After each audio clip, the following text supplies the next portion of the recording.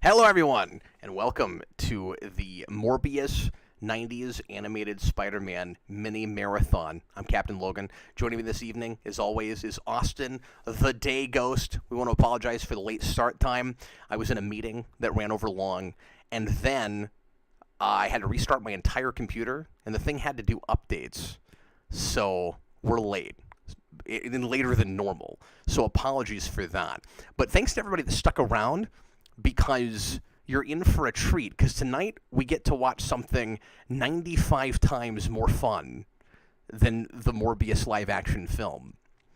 And going back to these, Austin, I found myself going, and I don't mean this ironically at all, I found myself going, they really should have just kind of adapted this. Yeah. Well, if it was straight up just this, and you had like the Punisher, Craven, Blade, all this stuff show up, yes. You wouldn't have had Punisher because it's all Sony side, but well, and I guess maybe not Blade either, come to think of it, but it would have been the way, we'll talk about all this, but it would have been the way to bring in Craven in the first place and spin it off, but it seems like they have this kind of weird, silly mandate where we can't see a character in the first place before we make a movie for them in this Spider-Man shared universe without Spider-Man. I forgot Craven was in this, and I was like, the next thing you're doing is a Craven movie, and you didn't think of that? And you can't tell me they didn't go back and look at this, or that anybody involved wasn't at least like somewhat familiar with these, because the only thing anybody remembers about Morbius is these episodes. Yeah, no, definitely. It's the only reason anybody remembered Blade either before the Blade movies. Yeah, well, and this is only like just a little bit before the Blade movies, isn't it? It's like around the same time, yeah. Well, no, it's a few years before that. I mean, it's long enough that like this stuff has to get popular before anybody at Fox thinks let's make a Blade movie. Because the first Blade movie is what, 99? I mean, it's like the year before. Am I right? 98, 99? It's the year before X-Men, and this something like that. Yeah. This show is 94. Well, and that's New Line too. So like, oh, that's right, Fox. It is. Yeah, I forgot about that. And I should never forget a New Line film, because they always have to give you their logos twice at the beginning of their movies. I don't know why that is. Yeah, I'm not sure why that film is. Film reels, like flying down. And you're like, all right, time to watch the movie. I'm like, why? I mean, New Line Cinema's logo is awesome, but it is weird. I don't know why. Anyway, this is going to be really fun. This is going to be really entertaining. We're going to do 5 episodes tonight. We're starting, and we're not going to have to jump around at all. I actually kind of thought about maybe if we're all on, or if a lot of us are on Disney Plus, Austin, just letting it run into the next episode and not actually pausing until we do maybe a break later. I don't know if that's smart, though. Some people might have to flip around. Yeah, it might run into some issue any other way. So I guess we won't do that, but you won't have to wait very long between episodes, because we're not going to have to go search out anything and look for stuff. So Season 2, Episode 6. This is, of course, in the middle of the Neogenic Nightmare arc, which is the entirety of Season 2. And the episode in question is Chapter 6, Morbius. No, it's not. It's not. We got to do a couple before that. Or is it? No, it's Chapter 6. It's Episode 6, Chapter 6. Yeah. I'm sorry, I second-guessed myself, because when we did Venom with this, I jumped ahead, and it was a giant catastrophe. Do you remember that? Oh, yeah. Yeah, Michael Morbius does show up in episodes before this, but this is like the start of it, and like most of his scenes are going to be in the like previously on Spider-Man. Isn't it wild? And he's in episodes after this that we're not going to watch tonight. But isn't it wild to consider just how big a villain he is in this when he's not used in a lot of other things? And that could only happen right here when he was in, major stuff in the 80s. I mean, that's the reason that happens. He's actually, now I haven't read this stuff or only pieces, and it's been a long time, but I think he's actually involved with the Man-Spider arc in the actual comics. Oh, is he? I'm not sure. I don't remember. But, yeah, this is probably the biggest villain stuff that we've done in the show up to this point. Maybe ever? like besides characters like the Kingpin, but Kingpin's more of like a shadowy figure above everybody else. No, that's true. In terms of like an actual like main villain on the show, he might technically be the biggest. Well, I mean, Venom gets what, 5 episodes? I think 4, but he doesn't show up until the last one. That's true, but just like the character Eddie Brock, right? Like, yeah, no, that's and true. then Hobgoblin's real recurring and shows up quite a bit, but and then that stuff just kind of peters out. But he's up there. He's in the top 5, which is nuts. It's Morbius. So, I mean, if you think about that, I don't think... He's kind of a bigger villain than Green Goblin in the show. Yeah, it's wild. Anyway, we should go ahead and get started watching this, and then we can talk about all this stuff as we go. If you're watching it with us, and we encourage you to do that, you're going to want to go to Disney Plus or get out whatever DVDs or anything you have that might have these episodes. There's not an official DVD release of this show, I don't think, in the States. So all people have are bootlegs and the few factory things they made of certain episodes, like the Daredevil episodes and stuff like that. But anyway, which is not what we're doing tonight. But yeah, we're going to watch the 5-part... It's funny, this is going to be like Green with Evil and Power Rangers. It's a 5-part arc, and we're going to get to see Blade and Punisher and all of that. So make sure that you're watching, again, Episode 6, Morbius... Neogenic Nightmare Season 2, and get ready to press play when I say now. Make sure you're at timestamp 0. And we're just about to begin. Are you ready, Austin? Yep. Alright, everybody, please press play right now.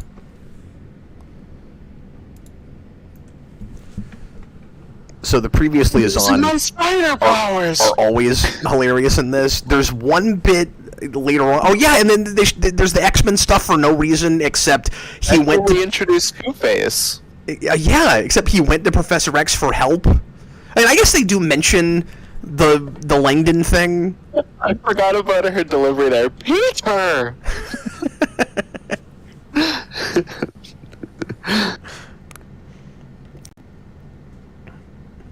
But yeah, my favorite bit is when the cop lady is like, put out an APB for Spider-Man, and then in the previously on, and then almost the very next scene in the next episode is a different scene of her going, put out an APB for Spider-Man. So this show does have a good sense of continuity, which it bashes you over the head with constantly. We've talked about that a lot with the show. This is now the 3rd mini marathon we've done on this show. It's the 3rd? Yeah. We did Venom, and then we did the Sinister Six, or not Sinister Six, the all the stuff at the end with the finale. The Secret Wars stuff. The Secret Wars, doing yeah. it for these Sony projects. We'll be back for the Craven movie, remember? for the Yeah. Craven episodes. Yeah, the only tie-ins we do on this channel are with 90s Spider-Man. I don't know why that is. I think just because that Venom one did so well, it was like, oh, let's do that again. Well, and it's relaxing. This is just a really easy show to do this kind of thing with. Yeah, definitely. It's a lot of I want fun. to get back and do some more 60s Spider-Man too. That one was really fun. Yeah, Dan really wants to be on for one of those. Yeah. Oh no, I'm sorry. Dan Dan was there with us for the first one. I think it was DJ that was saying he'd like to be. And DJ was hoping to be here tonight, but he said he wasn't able to make it, unfortunately. Yeah, it's understandable with it being Easter. Tom put in a super chat earlier, $2, and said, "You're not late. It's GST," and I don't actually know what that means. He was saying that a bunch before. Now, what does that mean? I don't know why Eddie Brock was on the that got milk sign. That's weird. Hey, I'm going to mention this now, because I'm sure when we see it later, I'll be talking about something else, but did you notice that there's 2 or 3 episodes in, there's a newspaper with a headline by Ned Leeds? Oh, no, I didn't. That was weird, because he's not a character in the show? That is really weird. Guys, let me know if in the comments live if our audio levels are weird. I'm trying something new tonight, talking more directly into the mic, because we've been having issues lately. With audio being too quiet, but I'm sure this will overcompensate and make it much louder, so I'm messing with my sliders. It's maybe a bit scratchy, Not like overly. Like I wouldn't have said anything if you hadn't said it, but I guess it is like a little bit.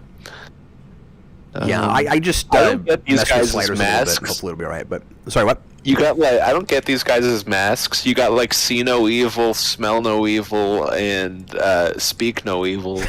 Where like one of them you can only see his eyes, the other his eyes and nose, the other his mouth. It's such a weird design choice. It's amazing. It's weird watching through the ending of the show with you and now going all the way back to season 2. Oh yeah.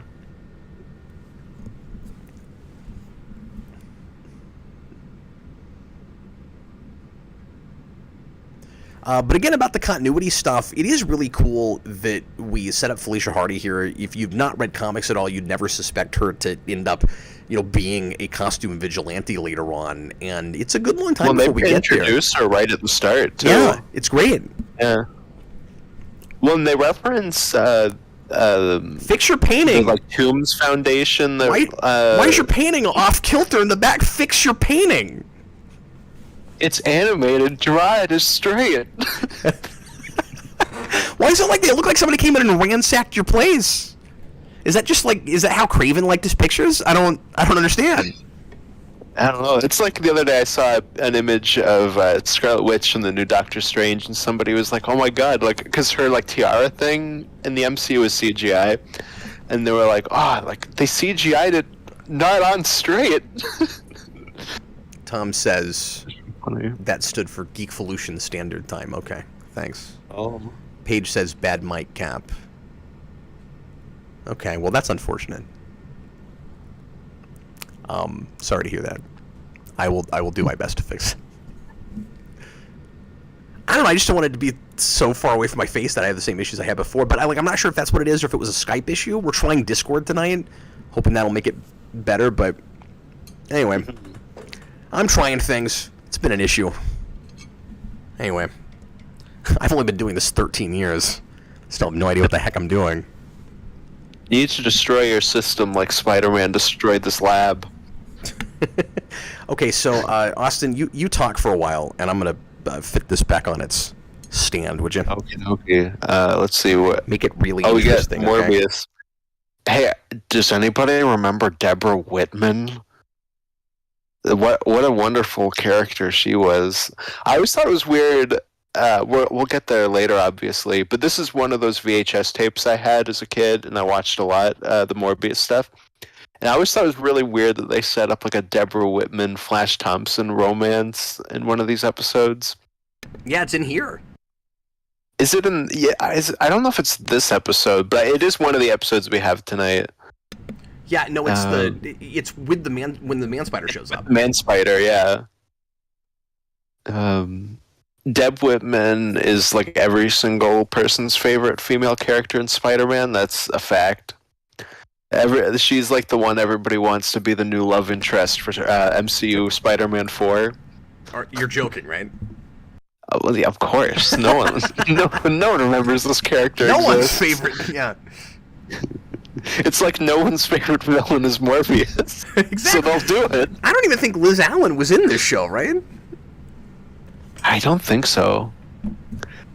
This is so weird. I don't know why Morbius just is like, oh, Peter Parker was in his locker. I'm just gonna go break into his locker. What a weirdo.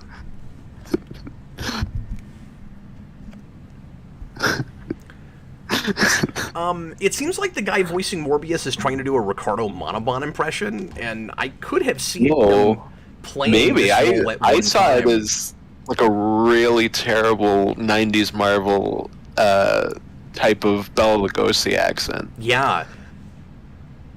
Well, and Bela Lugosi is referenced, so like maybe that's. I mean, that's probably why it's a thing that sounds kind of like that, but it sounds like. Yeah. It sounds more like they're specifically going for a Ricardo Montalban. Maybe, yeah. I have a question for you, Cap. Why does becoming a vampire give you a soul patch? I don't know. But I mean, when I became a vampire, I suddenly had a soul patch. And Yeah, like even when he becomes a giant bat, he still has the soul patch. that's true. But that's like a distinctive feature. Like, I don't know. He looked like, I can't even make that case. I was gonna say he looks like so many other people without his crazy getup with the trench coat and everything. So he has to have the soul patch. But no, look at his eyebrows. Nobody looks like that. Yeah. No, this guy's crazy. Also, like, he just has this private lab that he's stealing energy from the school for. But like, how did he get all this? How do you know that there? He's got the recombinator. He's got this huge. Yeah. He's supposed to think he's working in the attic of the school. It would take like major equipment to get that there. It's like, that's the guy I'm calling next time I need to move a pool table or a pinball machine. Yeah, and his origin involves COVID. You're not allowed to joke about that. Oh, I'm sorry. You can't do that. I do appreciate that his motivations, though, are unselfish ones, initially. Like, he obviously makes a really dumb mistake in doing the Jekyll Hyde thing and injecting himself like he does, but I like the mirror and the parallel with Peter Parker, where like Peter is, the show is at least trying to play it like Peter has sort of made the same mistake he did with Uncle Ben. It stretches that. It's a different situation. It does that twice in these 5 episodes, where there are 2 different situations. Like, oh, it's just like Uncle Ben. I'm like, it's not really like that at all. Like, there's a case to be made that maybe you were irresponsible, but not the same kind of way. But I like that Peter was irresponsible and selfish and panicked, and that leads, at least in a roundabout way, to the creation of Morbius. And Morbius was trying to be responsible and do the right thing for his people, and that turns him into a vampire. And both of those roads lead to getting superpowers and getting kind of a curse. And I like that because Spider-Man stories are so often about actions and consequences, and sometimes when you do the right thing, horrible things happen, and sometimes when you do the wrong thing, horrible things happen. Yeah, no, for sure. How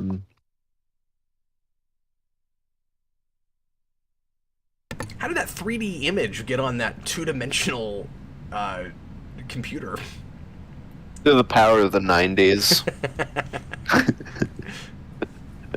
Well, everybody, thanks a lot for joining us if you're watching live, or if you're watching this later on after the fact. I have missed these mini marathons. It's been a little while. It has been a little while. These numbers, they make no sense. It makes no sense. Maybe I'm in a dream and I can't read.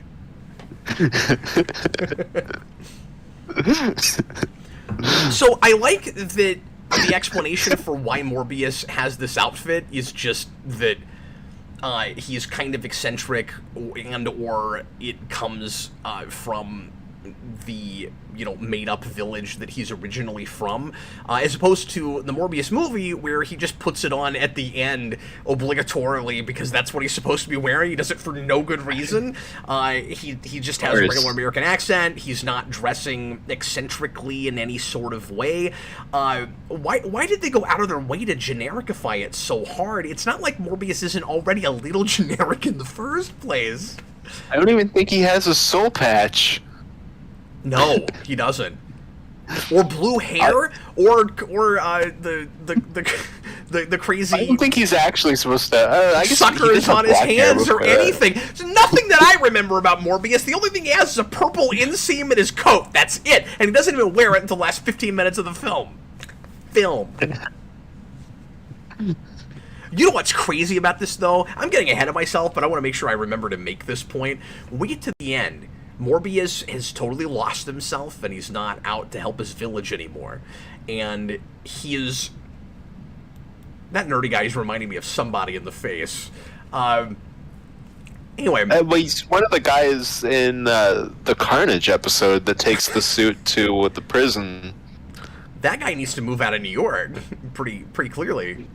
So... Yeah, he's getting attacked by stupid Sony spin-off characters. So Morbius's big plot at the end is going to be, everybody say it with me, turn everybody into vampires. And I said in our review for the Morbius movie that the only thing it needed to be Amazing Spider-Man all over again, with where you're just following the villain. Like so much of that story is just the lizard in that movie again, except in that he tries to make the whole city lizards. It actually happens in this. I forgot about that. Yeah, and what would you feed on at that point if everybody's a vampire? Well, just remember, Austin, if everybody's a vampire, nobody is. I don't think that's how that works. Oh, is it not? No. Oh, okay. Again, getting ahead of myself. If everyone's a vampire, everyone's a vampire. Oh, okay. So I get the sense that because we know that there are vampires in this universe before Morbius does what he does to himself, of course, because Blade is half one and he's hunting vampires. But when he goes after Morbius, you get the sense that somehow the serum that Morbius injects himself with turned him into the same kind of vampire that everybody else is. And I don't really understand how that works. How does that work? Are there mystical vampires in this world, or are they all... That must be why he's, like, the living vampire, I guess. Like, that's the way he's different. But we don't really get into that, because we can't say dead. What I didn't understand is why Whistler didn't just go... Because there's that thing where when Spider-Man meets Whistler, again, a couple episodes from here, where he's like, here's all the stuff that we usually use to go after vampires, but we're not doing it with Morbius. They don't say it's because he's a different kind of vampire. They're just like, we're trying something new this time. It's weird. I don't understand that. He hungers for plasma. Plasma. One of my favorite Blade things in this is the entire time he's like, oh, this vampire we're hunting, this vampire we're hunting. And they explain something about vampires, and Spider-Man goes, oh, just like what's happening with Morbius. And Blade goes, oh! Now, I should say that it is really convenient that Morbius has, and this is a very comic booky kind of thing, so I guess I can't complain about it too much, but it's... And maybe this is the reason they felt like they couldn't do it in the movie, but that's them taking themselves too seriously. So, like, I don't mean to criticize a thing, but also say the movie should have done it. But, like, this isn't a criticism so much as just an observation. But it is, of course, real convenient that he would have this whole kind of Dracula vampire fetish and then just happen to turn himself into one. But I guess since he's working with bats... Like, is it a chicken and the egg thing? Is he real into vampires because he's working with bats? Or is he working with bats because he's real into vampire stuff? Or are they independent things that both happen to happen? Every single thing about him, because he's a comic book character, is designed around the fact that, she's got the picture of Morbius that they use on the news, which is the greatest thing ever. Where it's just that image of him where he's like... Yep. Sorry, I missed it this time, but yeah. Jason and I watched this together, and we were losing it at that. My siblings and I make fun of that all the time. We have a lot of in-jokes about this show that we go back to a lot. Yeah. And that's one of them, is the Morbius face. Where it's like, okay, if one of us ever gets kidnapped, we need to find an image of ourselves like that we can send out to the news. Unknown passenger, I'm going to read some comments here. Turning people into vampires is better than turning people into lizards. Oh, I agree. Absolutely. Because with immortality and stuff, there's a case to be made if you're a vampire for giving people the gift of immortality. The lizard thing was a little bit more of a stretch. It was like, we're so much more superior. We can grow our limbs back. Let's turn everybody into lizards. Well, the best one out of those is Batman versus Two-Face, where Two-Face wants to turn everybody into Two-Face. Yes. It's great. That's the best, and I'm going to review that sometime soon. That is the best iteration of that whole thing. Yeah, when that happened, I could not believe that. I was dying. I think legitimately the smartest one in movies is probably Magneto. Like, it is... That's a fine Magneto plot. Like, it does make a lot of sense that he would go, oh, well, we can erase this whole problem of mutants and humans not being able to live in harmony if we just made everybody the same. It's like Xavier's dream, but twisted. Like, I always legitimately liked that plot. Yeah. That's pretty good. Unknown passenger, it's the freaking bat! I was going to make that joke later. There's a part where they're like, it's Spider-Man! I was going to do that. Oh, just wait till we get to the part where everybody thinks Morbius is Spider-Man. That's another one of those moments that we laugh about It's constantly. amazing. Jason was also losing it at that.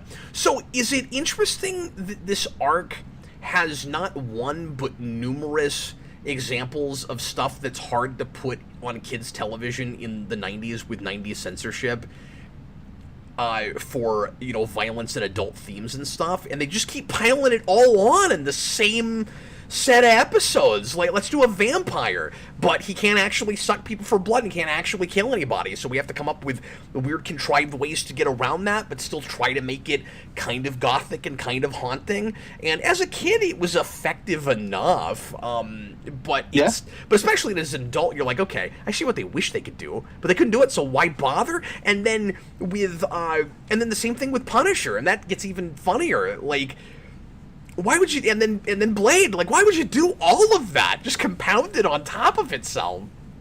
Well, and it's also weird that we get two team-ups back-to-back. Or I guess the Punisher thing's not a team-up, but, like, crossover stuff. Yeah.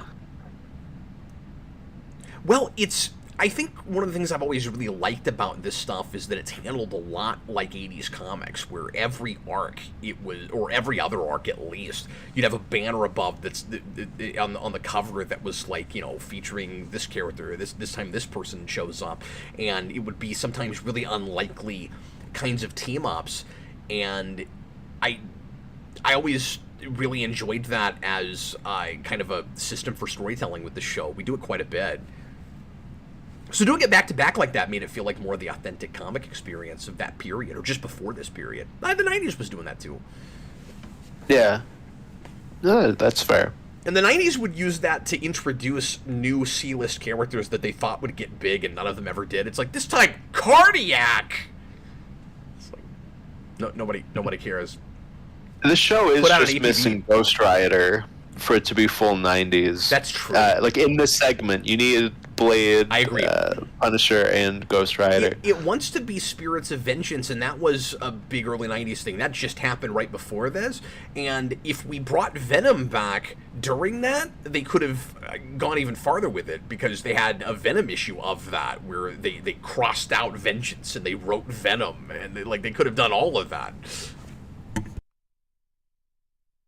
They should have just called this. Here's one of the most classic moments in this whole show. Oh, yeah. That's iconic. The arms popping out. And that's another thing that was, of course, in the 80s comics that I don't know that a lot of people, even comic readers, I don't know that a lot of people would remember that as a big major classic thing that happened in Spider-Man comics. Or was that a 70s it doesn't thing? Come up. I'm pretty sure it's in the Stan Lee run, isn't it? Is it even that early? Maybe it is. Maybe it is. I'm a little bit rusty. But no, now that you're saying that, the What If issue is even earlier than I'm thinking of it. So, yeah. Yeah, I thought that was a Lee and Romita issue, but... So that would probably still be considered kind of iconic, but, like, my generation wouldn't know it as well. It could have been a somewhat buried thing, is all I'm suggesting. Unless the comics kept bringing it back somehow. And that's not a thing. Well, yeah, we don't really do anything with it anymore. This is the only thing that's ever adapted it. Yeah, so I really thought Raimi might go there. Oh, yeah? After the first movie. It seemed like a move he might make. Yeah. Well, you think about his sensibilities and, making horror movies and monster movies and stuff. Like, I would be surprised if it wasn't on a list of things somewhere that he might have been thinking about doing. Yeah, well, that's always what I thought was weird about him not liking Venom. We're going to start the second episode here in just a minute, everybody. The Deadite version of Spider-Man. Yeah, I got it set up too. Okay, cool, awesome. So obviously, episode 7 of season 2, and everybody get ready to press play. We're going to do it here in just a second. If anybody needs a timestamp, let us know in the comments. Here we go. Everybody, please press play right now.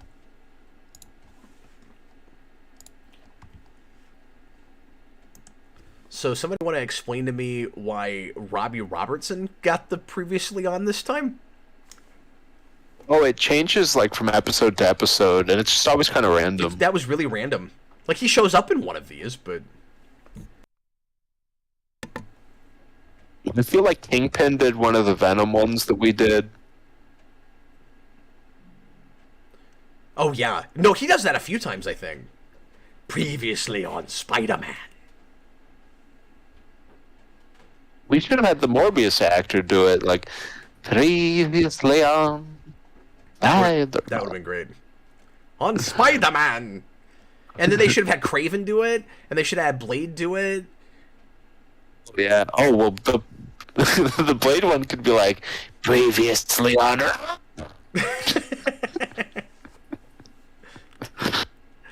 I think the idea of Mary Jane trying to go on a date with Peter Parker when he's got 6 arms is legitimately funny.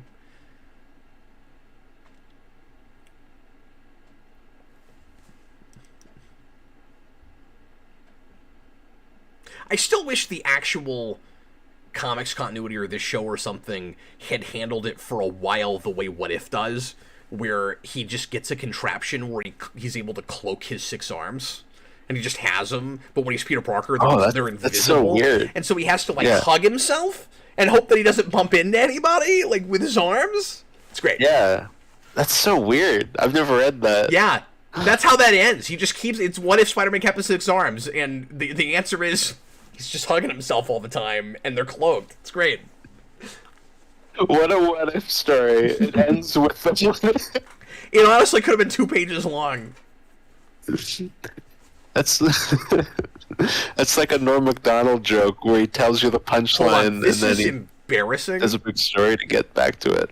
What is? Oh, and actually, it's going to be worse later. I thought that was going to be the shot that keeps going. There's a shot of the CG city that goes through all of New York. It starts on one side, just keeps going and going and going, and you're like, guys, you're not ready for this much. Look at this level of CG for this long. It's and even back then it was embarrassing. It was kind of silly and hard to look at.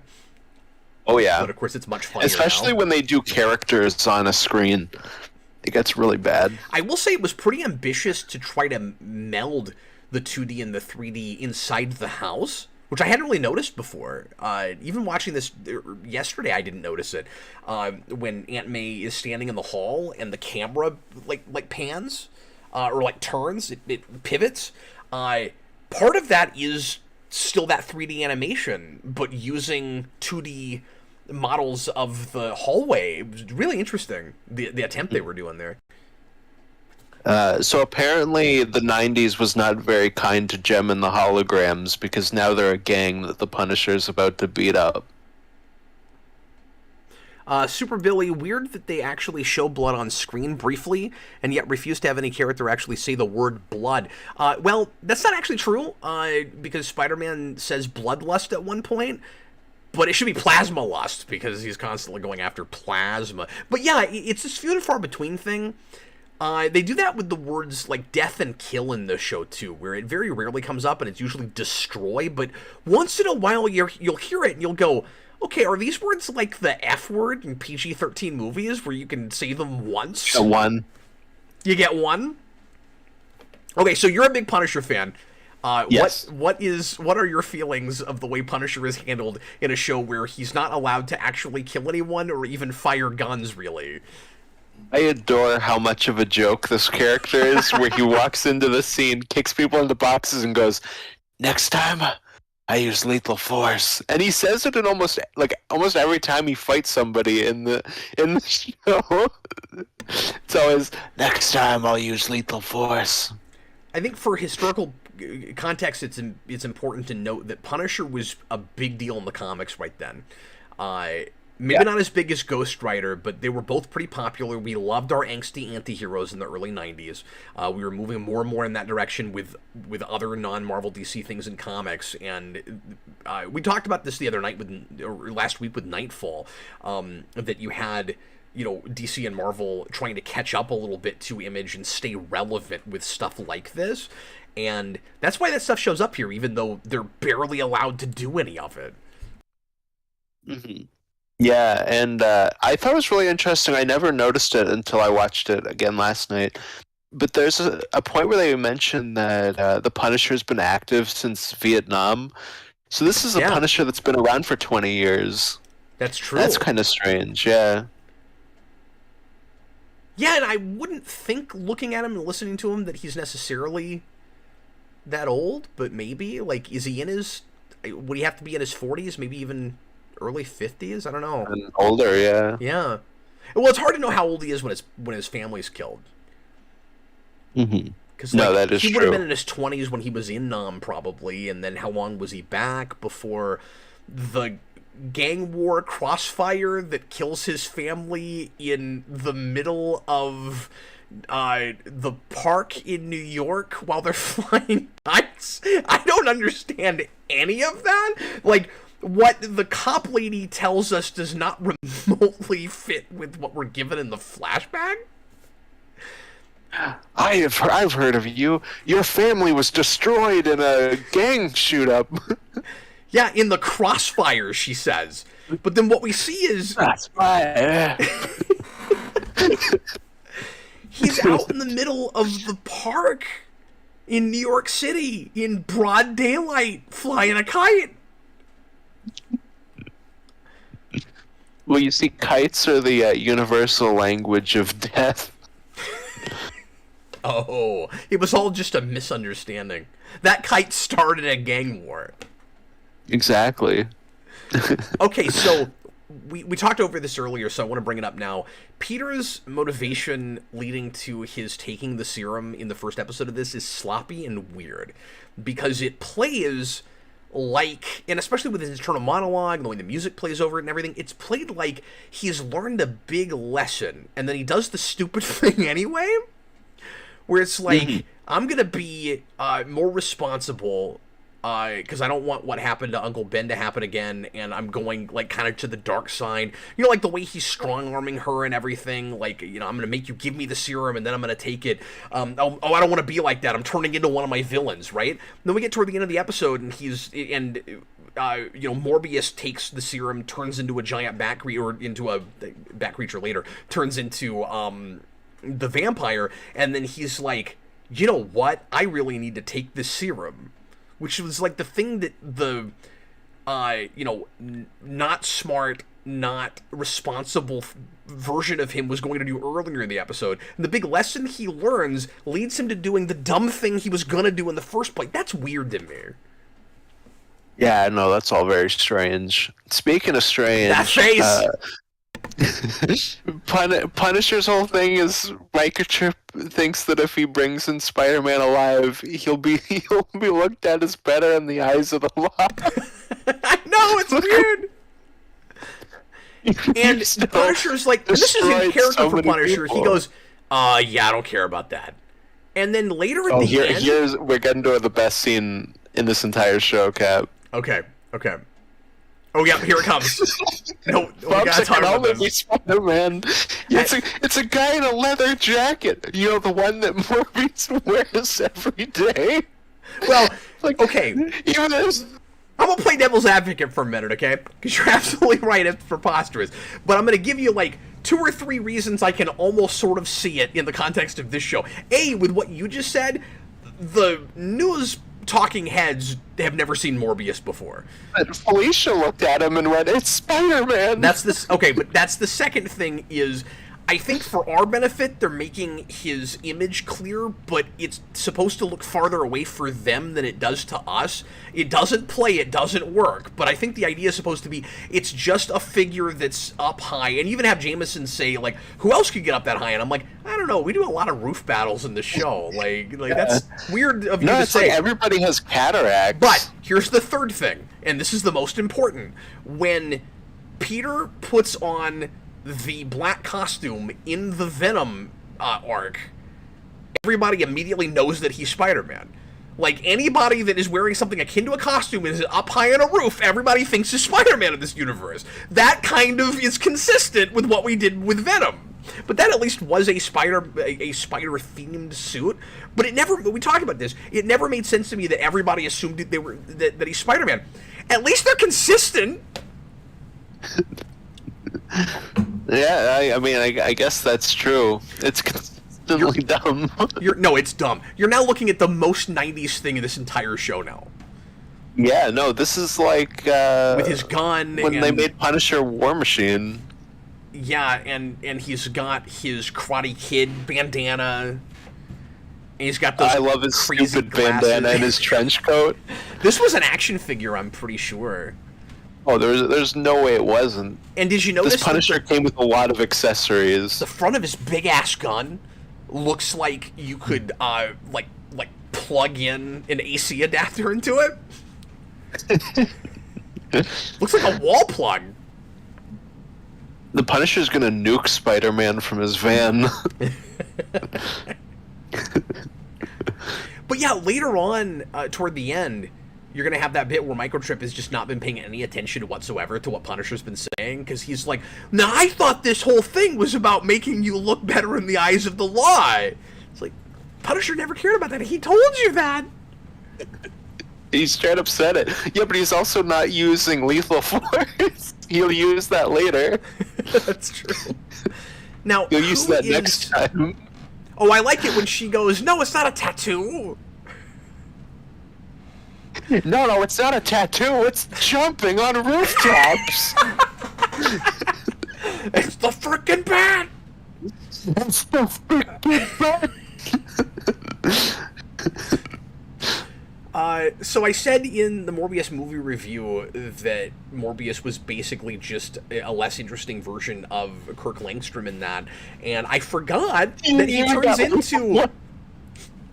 turns into straight up Man-Bat at the end of these 5 episodes. Oh yeah, and he even has a screech that sounds a little similar. And the sound effect for the bat wing flapping is exactly the same as it is in animated series Batman. No, it's very similar. We do a little bit of homage to the cover of the first appearance of Punisher. Well, they're definitely looking at that, even just with Punisher coming after Spider-Man because of a misunderstanding. Yep. And we don't have the Jackal. But... And just using Spider-Man to introduce that character in the first place, because we have a loose kind of shared continuity with other shows, and I don't think Punisher ever shows up in any of those other shows. It's weird that he doesn't. Not that I know of. He could have easily been in that Hulk show, because Ghost Rider does show up in that. Yeah, well, in Ghost Rider's in Fantastic Four and that. Oh, was he in Fantastic Four? I'm shocked he never showed up in this. Yeah, because that's how they beat Galactus. Yeah, we talked about that. He penance-stares Galactus. Hey, look, Jameson has a bat phone. Oh, that is true. Why is his face not remotely on model in that shot? It's like they can't draw it right unless there's a close-up. He looked like a Dick Tracy villain. He really did. I legitimately love the idea of Spider-Man mutating because of the spider bite and not just being able to keep those powers indefinitely. That seems to fit really well with the whole power of responsibility idea. This ostensibly horrible thing happens to him. Turns out that he's fine. He gets superpowers. He's able to try to use it for his own personal gain and wealth. And then that goes south, and his Uncle Ben dies, and then later on, there's even more consequences to it biologically. I love all of that. And I love the look of Spider-Man with the extra arms. And I do wish we lived in this continuity for a while. So you don't have to do that for a while. That's a thing I wouldn't have minded Bendis doing in Ultimate, where Spider-Man gets his 6 arms and he has to keep them for like 6 issues or something. I think that would have been really cool. Yeah, that'd be pretty cool. I like the way we got the battle van with Punisher. I like that.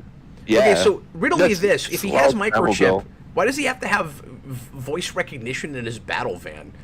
Like, couldn't microchip just do all that? Why does he need microchip if he has that? Because microchip doesn't actually listen to what he's saying, so he needs the van to be able to do that. Because he'll be like, microchip, open the van, and then microchip will just be like, oh, you can't get in the van, Frank. People will think less of you if you do that. You gotta call it something softer, like fightin' van. Battle and Jack van. You gotta stop calling it a war journal. You should call it something more like your... Call it your destroyed journal. Exactly. This seems like an inappropriate time to flash all the way back to the origin.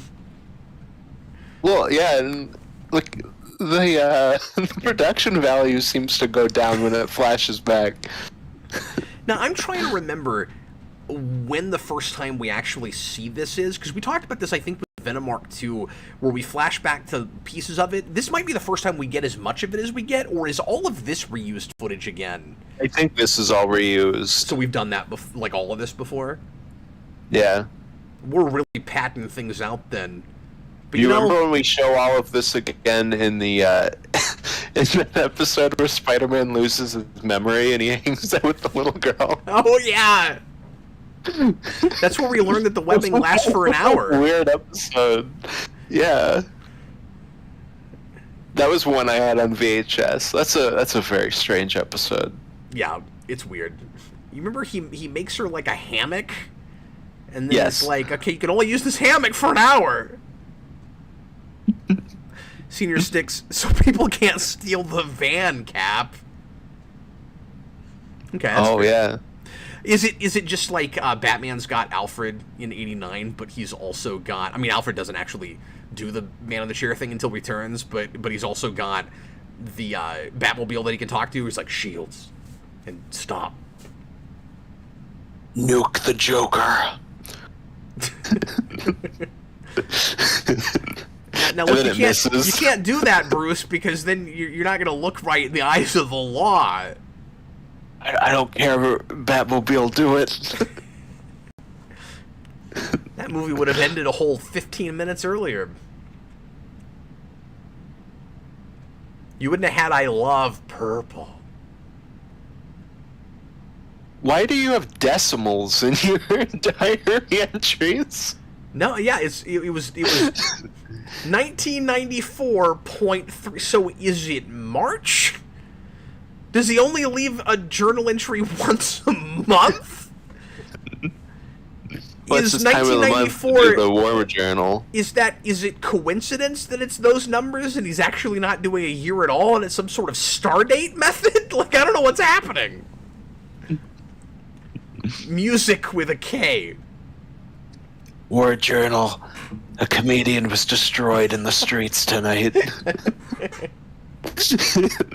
Everybody laugh. Roll on snare drum.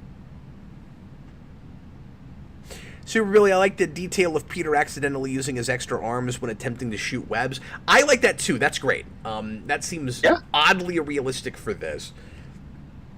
What gets weird with the web shooting thing, though, again, I'm going to get ahead of myself, but I don't want to forget to make this point. When we get to the Man-Spider, he's going to have the ability to shoot webs without web shooters, which might be, like, the first instance of organic webbing on screen. And and he does it the same way.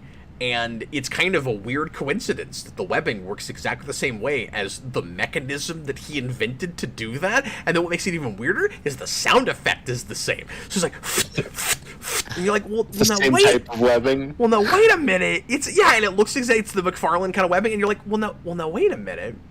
You're a creature. How does that work? I want to see Austin cosplay as Morbius. Oh, I'd love that. That'd be so cool. I'd be like the hit at Comic-Con if I did that. He's just shooting comically large missiles. This reminds me of, I think it's issue 1 of his first on. Oh, you destroyed that entire building. You gotta appreciate that he's using actual explosives and stuff, though. You're using lethal weapons, Spike. Why are you doing this? Probably because I'm the Punisher, Microchip. I legitimately believe, Austin, that if a Punisher spinoff had happened from this show, where it was as censored as, because it would have to be, as this is, it would have been the most popular and most famous of these shows. Everybody would be talking about it. No, absolutely. And then here's Him shooting the rocket launcher at the building reminded me a yeah. lot of the first issue of his. I think it's his first ongoing. There's a part where he goes up to a crack house and he's like, "Yeah, I could walk in and like fight these guys, but instead I'll do this." And he opens up a dumpster and he's got a rocket launcher that he's stored in it, and he just shoots the crack house with it. And then the Man It's Spider itself awesome. is also really iconic. And I mean, I realize that they're related, but just those two separate images are big things that stuck with me from this show. And I didn't watch any of this stuff in order. Yeah, I didn't as a kid. I didn't know like what the order was or anything. I just had random VHS tapes. Um, there's a lot, like with all the show, there's a lot of silly stuff to make fun of, and like goofy choices and stuff. These are seriously some of the better episodes of the show, though. I think. Yeah, this whole season's pretty solid for the most part. Yeah. Of the like big, multi-part stories, this is probably the best one. No, I was surprised by how much I enjoyed this going back to it, and of course I watched this a few years ago for the top 10 rewind that I did, but it's been a while. Senior Stick, shouldn't his webbing come from his back when he's Man Spider? That's a good point. That's a good point. Danny Davis is genuinely fun. I agree. Hey Austin, let's take a like 3-4 minute break, and then we'll come back and do the last three. Groovy. All right, thanks for being here, everybody. If anybody pops in late and is wondering where the heck we are, just let them know that we're taking a break, and we will be right back. Make sure that you have the next episode rigged up. It's episode 8, of course, because it's in sequence, and that's how numbers work. And we'll see you in just a little bit.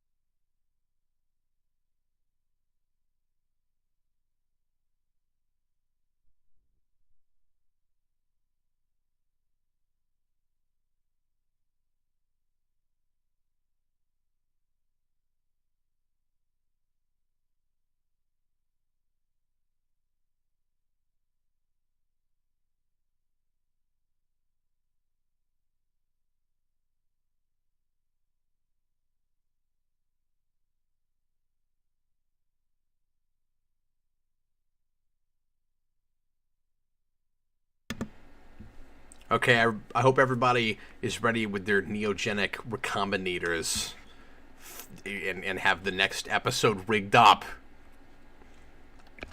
Mm-hmm. Are you? I am. Are you? Do you have your recombinator? No, I didn't know I had to do science. Oh, yeah. Well, you don't have to do science. You just have to buy one on eBay. Oh. Well, I guess even poor students can have them in the attic of a school. Yeah, I mean, yeah. Morbius did, and apparently they're really easy to transport, even before you can fly and have super strength. Like I could see him doing that after he got his vampire powers, maybe. That's something we don't get at all in any of these episodes, is Spider-Man going, he's gonna break me in half! Well, this episode is called Duel... Dun, dun, dun, dun, dun, dun, dun, dun, and get it to timestamp 0 and get ready to press play. I'm just about to do that.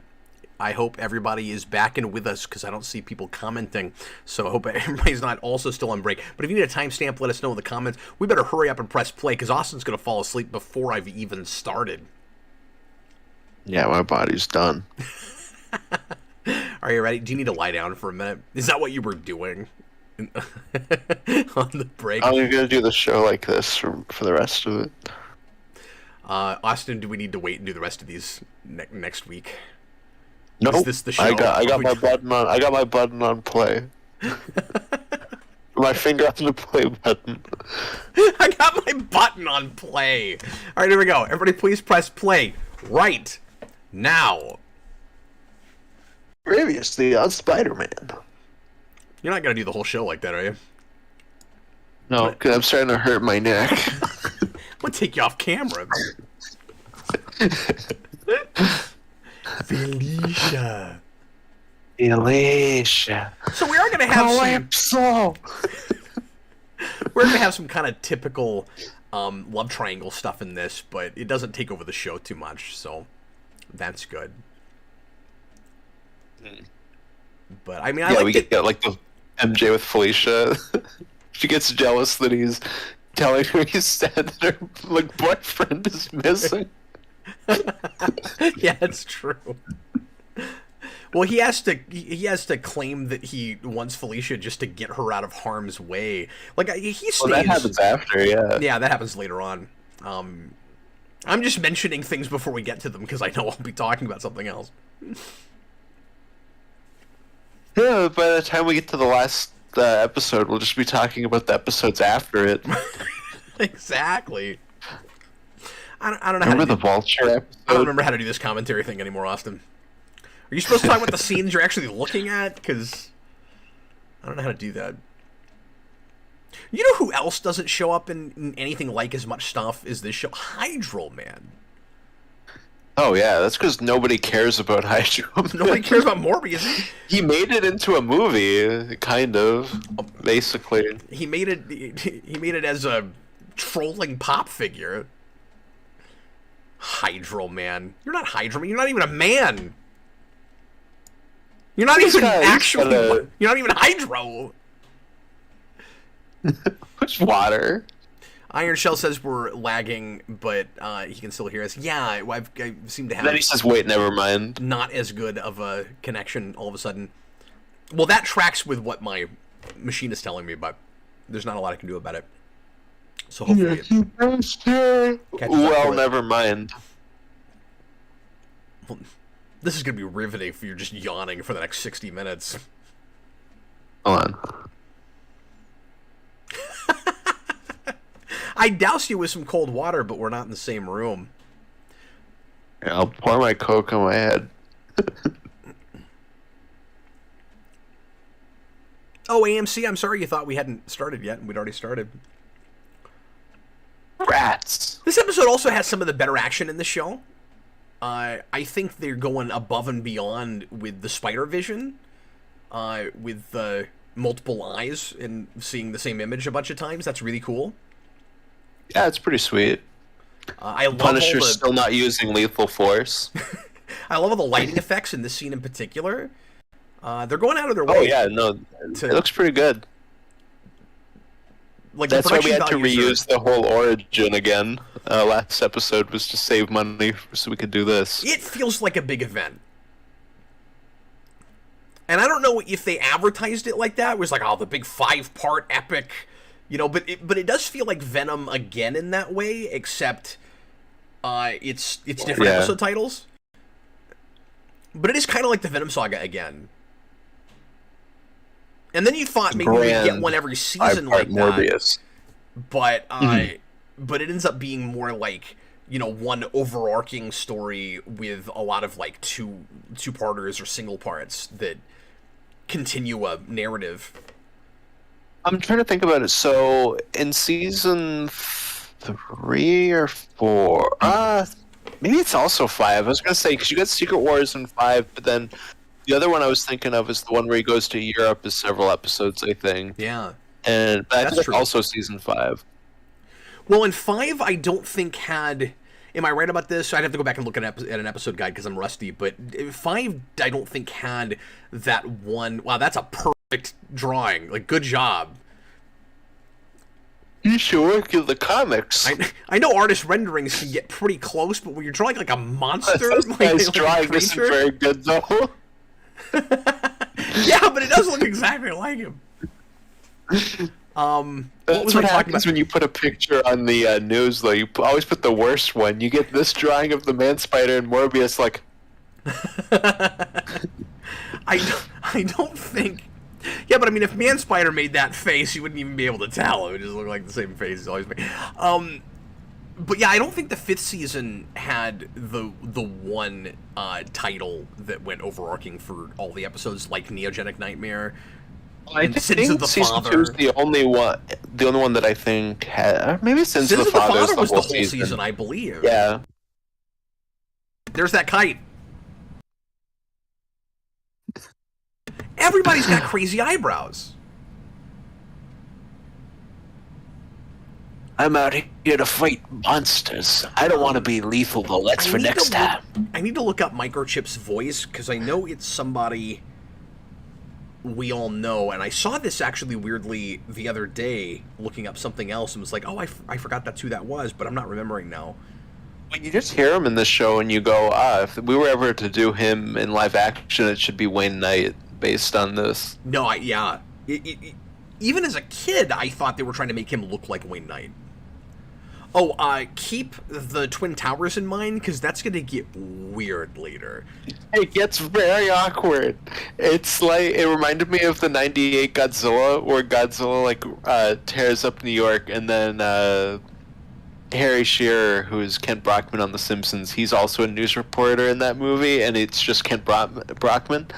And he's like, this is the worst thing that New York's ever had since the World Trade Center bombing. And it's super awkward.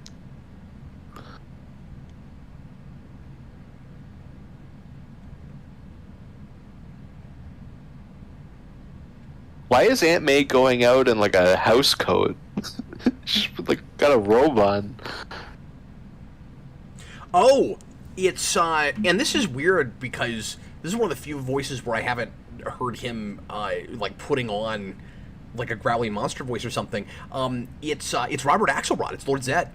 He's Microchip. Oh, interesting. Now we get the battle of funny accents between Craven and Calypso.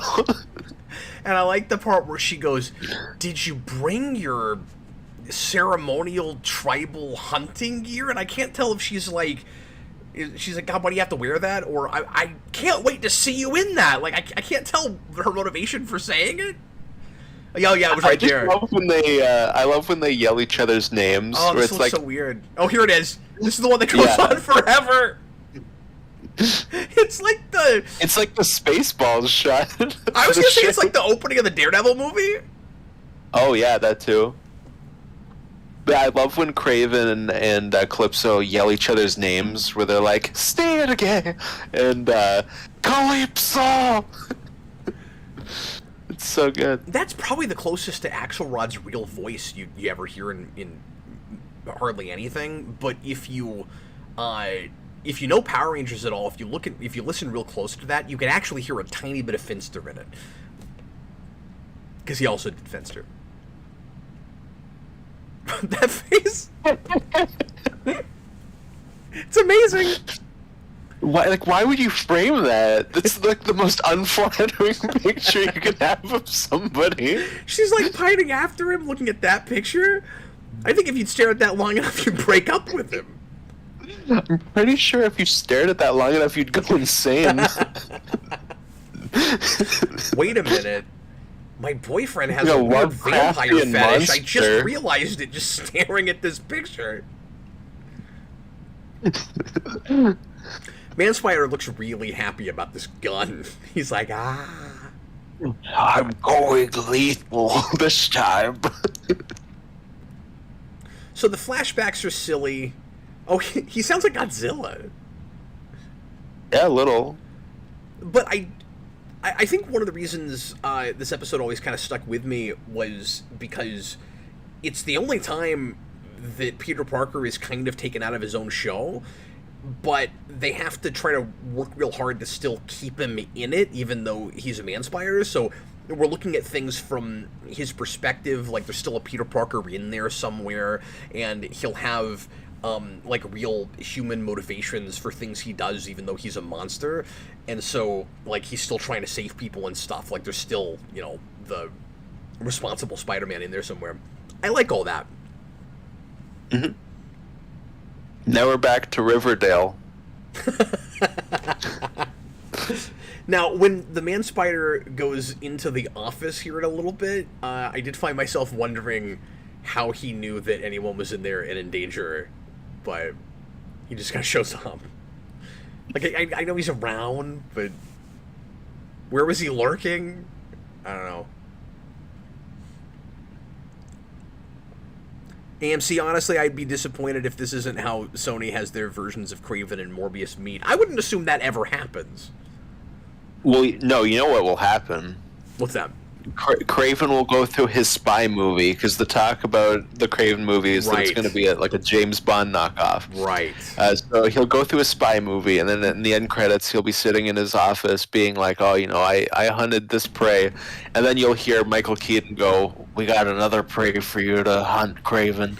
And then he looks up, and there's a giant bird man and a vampire man in his office, and they're like, hey, why don't you come help us fight a Spider-Man? And then Kraven goes, okay. You gotta quit doing that. That's still gonna be better than what they actually do, and you know it. Yeah. I don't know he can get worse than that. Oh my god, I love that he's got a riot shield with his logo on it. Somehow no. I missed that last night when I Quit watched putting the it. 2D models on top of 3D art. It's weird. Well, there's that awesome shot in the Blade part where Spider-Man like swings by in the 3D city, and then Morbius like pops up from the bottom. It's so silly.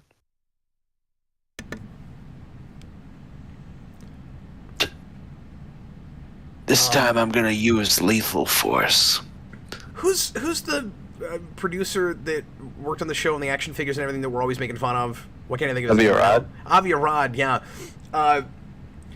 So we've made like 105 MCU movies and like 19 Disney Plus shows and all this stuff, and quite a bit of it has taken some things, at least visually, like straight from comics, or at least like kind of based things on things that actually happen in comics.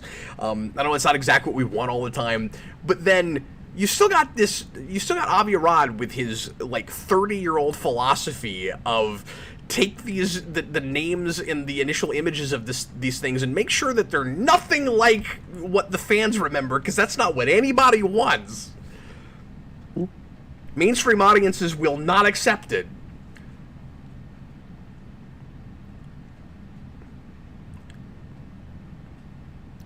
You got a Doctor Strange trailer where they go to the weirdness of his face is all broken up in like blocks, but yet the Kraven movie has to be a spy thriller. Like, okay, Yeah. Well, there's like a sad video that came out too where it's like a car chase in the middle of a city, and he's on the side of it in a white hoodie, Really? punching at the window of the car. Yeah. No. It's not even going to be called Kraven the Hunter, is it? It's going to be just It'll Kraven. probably be called K. It'll be called Raven. It'll be called K, and it'll be very special. Wow. It'll just be called The. We can drop Kraven and Hunter. Everybody knows The. You know what we need? We need a scene in this, the thing that you were making fun of earlier, where after he's done being Man-Spider, Spider-Man goes up to Morbius and he goes, "Wow, you look just like me!"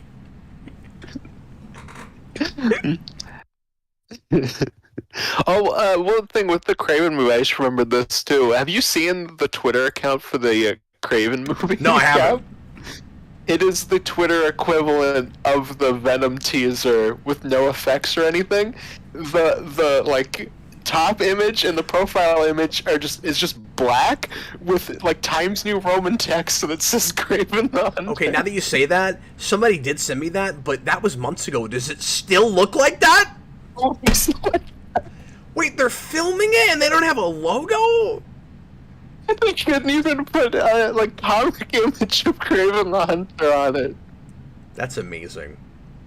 On Wikipedia, Cap, if you go to the Kraven Wikipedia page for that movie, it had like the picture on it is that image. It's gonna be unfortunate if he's frozen like this for the rest of the video, you guys. Is this gonna be the end of Austin with this video? It's just... Oh no. Well, it's okay. So I'm using Discord right now instead of Skype, like I usually do, and I knew it was gonna break down at least once during the stream because that always happens with Discord. Are you there? Oh, hello. Yep. Hey, buddy. So I'm just getting you back in the call here. Okay, so I knew this was going to happen because it's Discord and it breaks down at least once every time we do a call, which is why I was avoiding it before. But Yeah. You were frozen like this? Oh, so I was also frozen for you. Okay. Yes.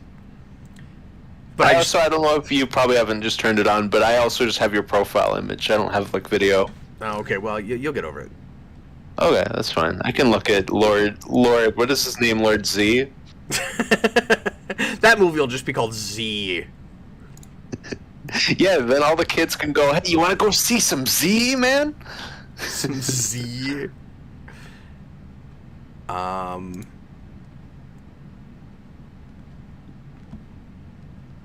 Yeah, I'm trying to get my camera to come back. And it's...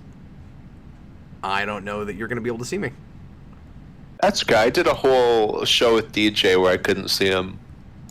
I'll just screen share. Well, I don't know if that will be more... That's not going to work. Because now I... Okay. Is that on the show? Yep, it's just on the show now, yeah. Yeah, okay, I'm going to stop doing that. Yeah, no. That didn't work out. Oh, there's a car wreck. And then Punisher just got knocked He just over. got destroyed. He got destroyed. What destroyed in 90s cartoon shows is just a much less impactful word. It doesn't mean what it sounds like. I don't think anybody in this show has wider eyes than Punisher. Whiter eyes or wider eyes? Yes. Oh, okay. Kraven, you're really delicate with that giant Bowie knife that you just slashed his face. His face! I know, I had that thought too.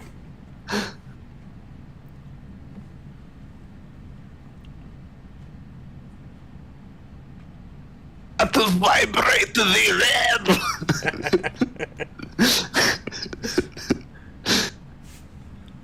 He's not from Phantom Menace, dude.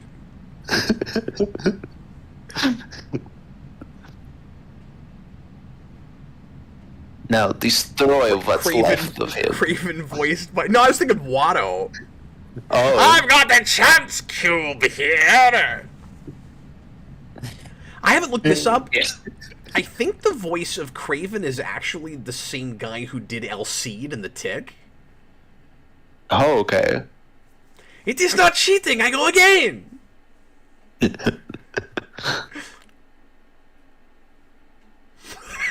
Fight criminals! You fight criminals with nuclear vessels. That's brilliant.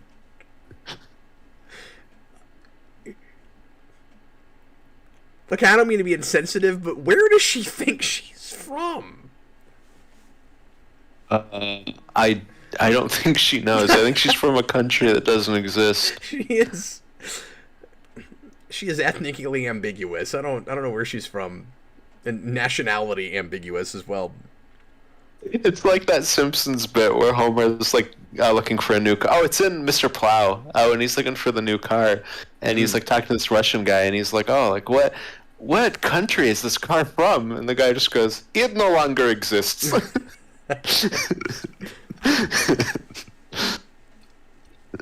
So convenient that Punisher just happened to have his mask.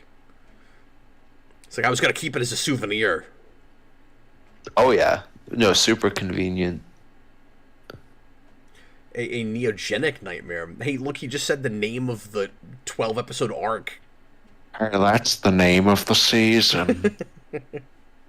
Exactly. Why? Okay, how does his like the back of his like the top of his costume work? Because it like goes up like to here, like that would be where his mask would be. Like, how is it that long? Yeah, it doesn't make any sense because he's also got his mask. Yeah. But it doesn't make sense anyway, because the whole thing should have been ripped to shreds and not even exist anymore when he turned that huge. The Man-Spider shouldn't even have any of his costume on it. Okay, this is this is the weird part. You gotta talk about this, Austin. I was able to smell the explosion of the World Trade Center bombing. Yeah. Like, a real-life thing that actually happened. When else do we ever reference that sort of thing in the show? It's weird. Well, I think there's like a weird episode of the Iron Man 90s show where the Mandarin attacks the World Trade Center and the Pentagon with planes. Wow. I've seen that clip where he yells about Really? it. That's Yeah. crazy. So, I mean, it's even stranger now for obvious reasons, but Stranger than fiction. even back then I would have been like, why are we referencing that? Oh, he was also Mysterio, apparently. The guy who voices Craven. Weird. I did not know that. Oh, but not Alcide. That was Ed Gill. Okay, well, he sounded similar. But like I said, I didn't look it up.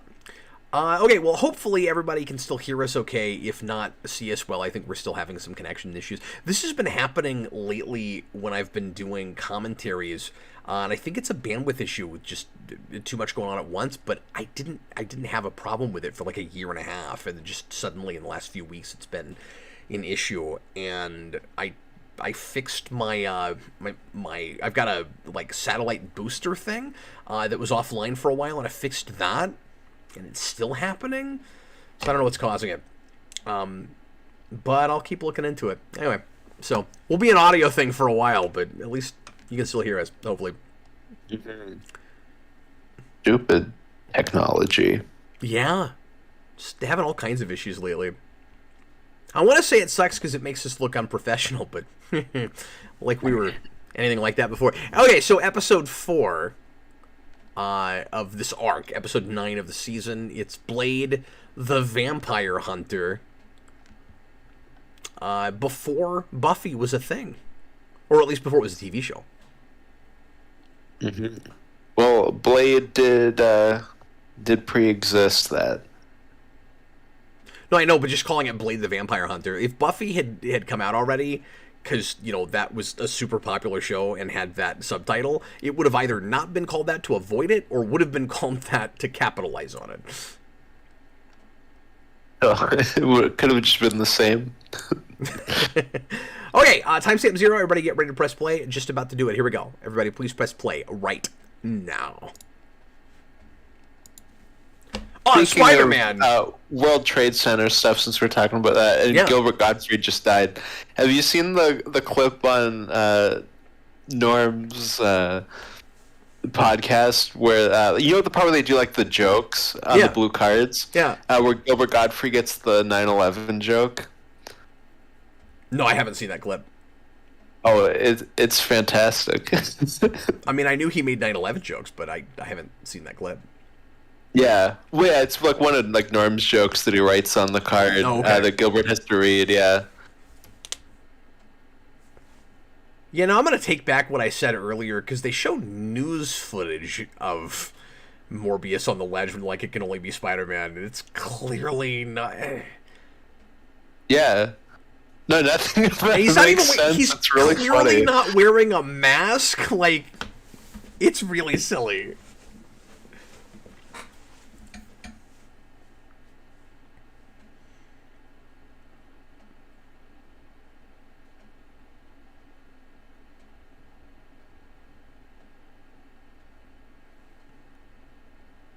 I'm momentarily forgetting. Is Punisher just gone for the rest of this now? Yo. He is, right? Yeah, no, even though he could have... Well, okay, both of these, I guess, kind of have that issue. Like, why does Blade stop trying to hunt Morbius now that he's a giant bat? I don't know. It's like he's technically not a vampire anymore. Now he's a man-bat, so I'm done. Yeah, like, I would think he's even more dangerous now. AMC, this reminds me, growing up, I remember getting this Neogenic Nightmare figure pack for the show while on vacation. Still have them somewhere. Aviarad wins again. That's all he knows how to do is win.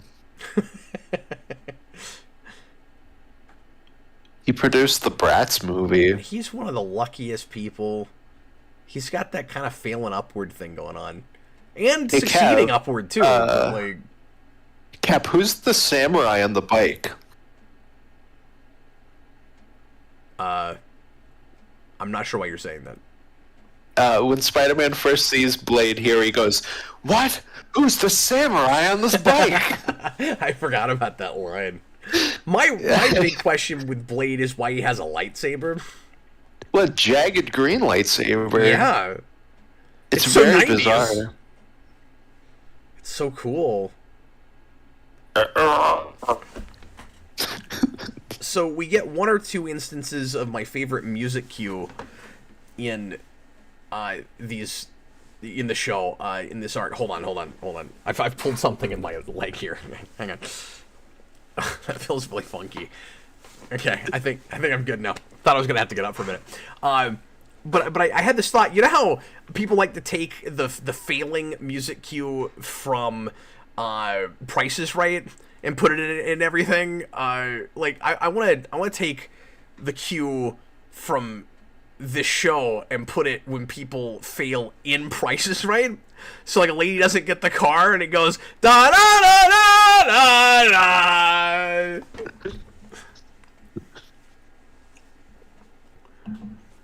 And then flip that with this show, so you get to the end of an episode, and it's to be continued. And Spider-Man's in a real sad place, and it just goes, wow. That sword swinging maniac wants to destroy Morbius. Destroy Morbius. What is that line reading? Well, he's just very concerned because he's going to be destroyed. Don't worry about it. Destroy doesn't mean what it sounds like it means. I don't think you know what that word means. No, the show doesn't. It sure doesn't. Okay, so I have a question for you.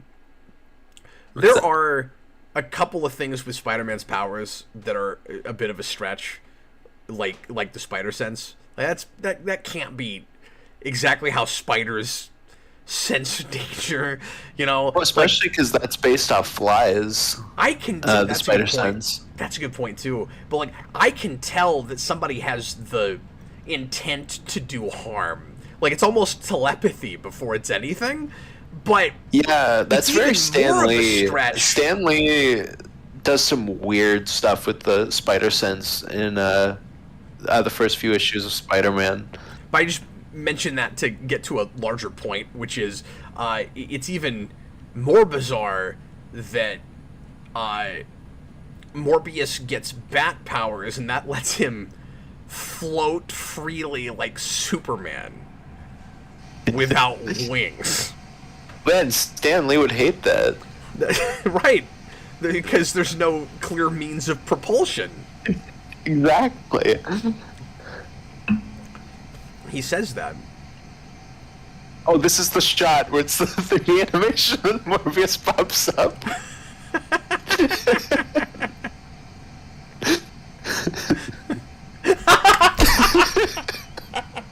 You have to stop showing that shot. It's so perfect. That never fails to make me laugh. If you make that yellow, it looks like a Simpsons character. I can't It's the think of... Simpsons joke. Like, it's like, there's the one where they mention Homer on the news, and it cuts to the file photo, and it's him with, like, 100 cigarettes in his mouth.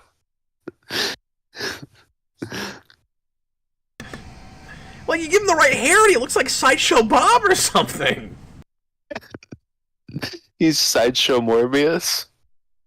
Unknown passenger, I'm old enough to remember back to a simpler, more innocent time when the worst things you'd hear about in the news was hijacked jetliners flying into buildings. Well, that's sad. I wish I hadn't read that comment. That's the Gilbert Godfrey joke that he reads on Oh, is it Norm's really? show. Is that what he says? Yeah, and then Norm goes, Gilbert, you're gonna get in trouble again. Wow. Senior Sticks, Scorpion has a scorpion sense. He doesn't listen to it. AMC, Punisher's gone from the show until he spontaneously reemerges to fight Harry, Green Goblin, and find Mary Jane. Oh, yeah. Yep. Again, he's hunting... That time he's hunting Peter Parker instead of Spider-Man. And Blade never comes back. He shows Right? up... He has a cameo in the Secret Wars. Oh. Because that's Oh, where Black I Cat is. remember Black that. Cat's with Yes, of course. Morbius, who's normal again, and Yeah, Blade. he's fighting with Morbius, right? Those would have actually they're fighting been... Blade's mom. If we'd done all the Morbius episodes, we would have had to watch things we've done already. Well, would we watch that episode for the, 3 seconds that he shows up Yeah. in? It's like when we do Craven. I doubt we'll do the last episode. No. Well, there won't be any reason to do these again. No.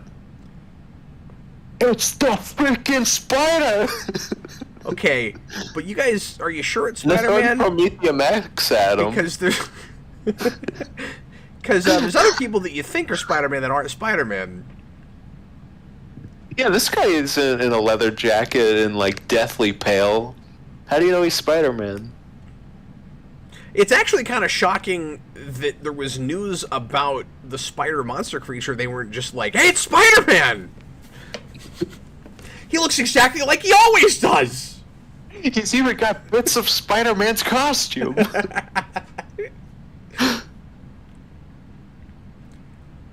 Why are so many shots of Morbius these huge close-ups on his face? With the pitiful human. What is that close? Why are we doing this? No! Yeah.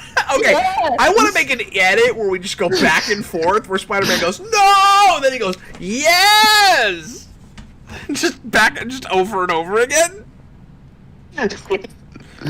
That'd be amazing. I will They destroy you!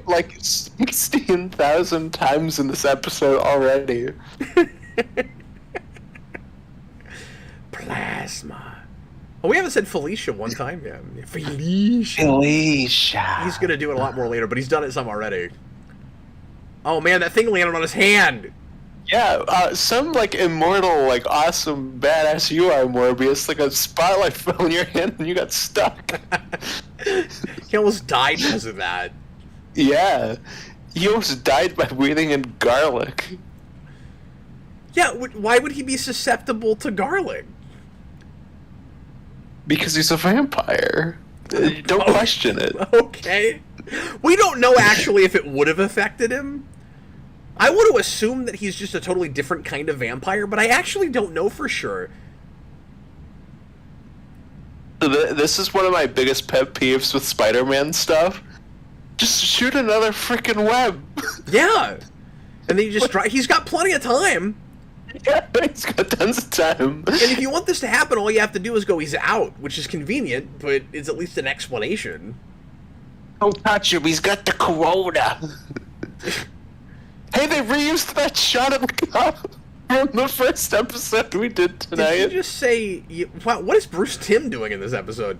Did he really just say... He almost got my spider cookies? No, spider. He might have spider cooties. Oh, okay. I heard that wrong. Don't touch him. He might have my spider cookies. What does that even mean? It's this show, man. It could have been. That could have been what he said. I don't know why Whistler is Malcolm McDowell of all people, but it is. Yeah. Well, and this is where Whistler originates from. Was he not in the comics first? No. And then they borrowed him for the Blade movie. Well, yeah, because this Well, is the only thing anybody had ever heard of him from. So of course they came back and looked at it. This is also what introduces the idea that Blade is half vampire.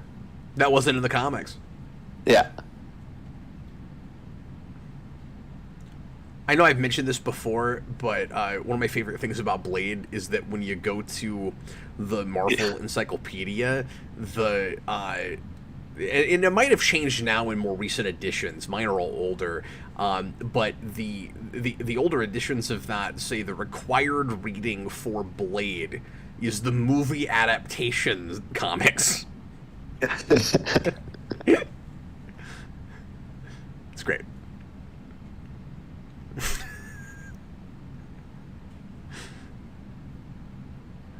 I forgot to mention this earlier. I love how Blade's license plate is like Blade 20.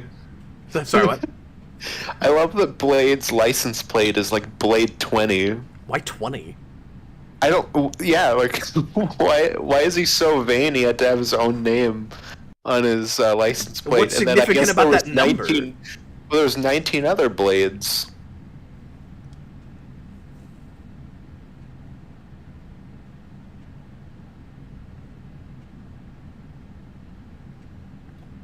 What country are we in? Yes.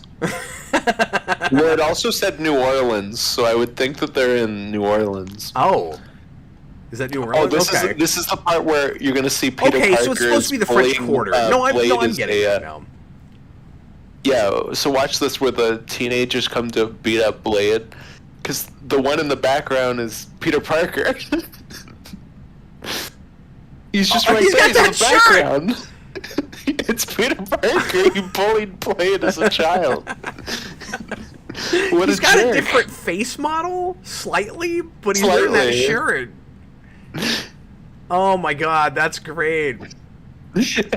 Blade was like 8 when he was bullied by a teenage Peter Parker, and he's an adult now. How old is Spider-Man? That's really funny. And he was mentored by Mr. Miyagi, and then he had to go try to find his mom. Mm-hmm. This is really what a coincidence. They're playing Dracula. Yeah, that's pretty coincidental. Yep.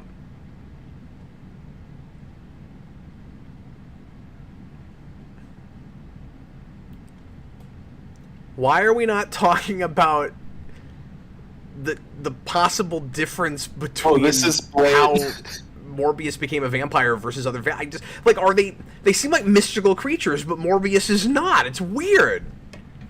That was the part where they explain the rules of vampires, and then Spider-Man goes like, "Oh, like Morbius," and Blade goes, "Oh, oh," and then he walks forward, and you get that close-up of him where he's like, "Ah." Yeah, I was just making fun of that. There's a lot of those shots. Super Billy says Blade's British in the comics. I didn't even realize that. He is British, yeah. I assume that they're going to take that in the MCU because he's in London. That's all we know. Oh, that's cool though. Mm-hmm. Do they have an actor now, right? Yeah, he's technically appeared in the movies in the after credits. Well, yeah, I knew there was a voice, but it's what's his face? The villain from season 1 of Luke Cage, Cottonmouth. oh, you know what? I knew that, and I was really excited about that. And momentarily, I forgot all about it. But no, that's great casting. Hey, I have a question. Why is there a poster of Wolverine as a vampire on Blade's wall? Well, mashups were popular even back then. Oh. These creators would love Web of Shadows then. So we haven't gotten to it yet, but we're going to find out a major rule that could have even been in the series Bible for this show, Austin. Who knows? If a female is picked up by a vampire, they must immediately faint. That is correct. Well, Aunt May apparently faints for like 36 hours. She was that horrified. Another thing that we're learning for sure is that Mary Jane has no wardrobe. She owns one outfit and cowboy boots, and that's all she ever wears. Peter at least has two outfits. Yeah, no, her and Harry both have ridiculous outfits. Yeah, and it's all they ever wear, and her face is way off model right now. Now she's asleep in the cemetery. It was like the shot where she was just like... That was me in the movie theater seeing Sonic when they did the a trailer for the new Spider-Verse.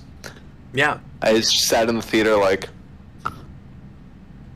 Oh, why? Because you don't want to see anything from it? No, because it'll hurt my eyes. Oh, give me a that's headache. right. Sorry, I forgot about that. You can't look at the animation. Yeah. Well, I guess I won't have you for that spoiler cast.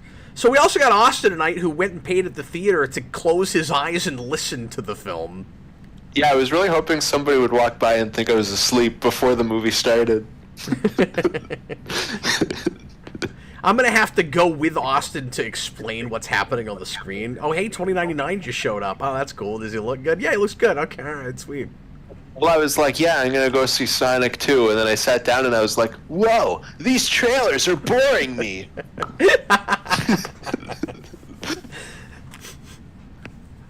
Trailers boring, losing consciousness. I also want to see you cosplay as Harry Osborn and like paint your hair to look like that, where he's got the weird rose, the orange. I would totally rose. do that. You got hell yeah. What is that face? Ooh. Well, why is she just writing down like Peter Parker is leaving with Felicia Hardy? Why does she look like Two-Face from Batman Forever during that scene toward the end where it's like, bare naked with the girl? Like she's making that face. There's a brick. I think I'll just use this brick. You destroyed my... There's all this crazy quick cut action in this episode. Just doesn't quite all follow. Now he's shooting Nerf darts. He's got a machine gun crossbow. This was the stuff I was most excited to watch with you, because it's just really absurd. Like, what is with the cutting here? Where he's like upside down, and then we cut back to Morbius just above him, but then we take the camera and move it down. But you got Blade, he's like, Morbius! Man, Morbius is gonna drop him into the atomic pile.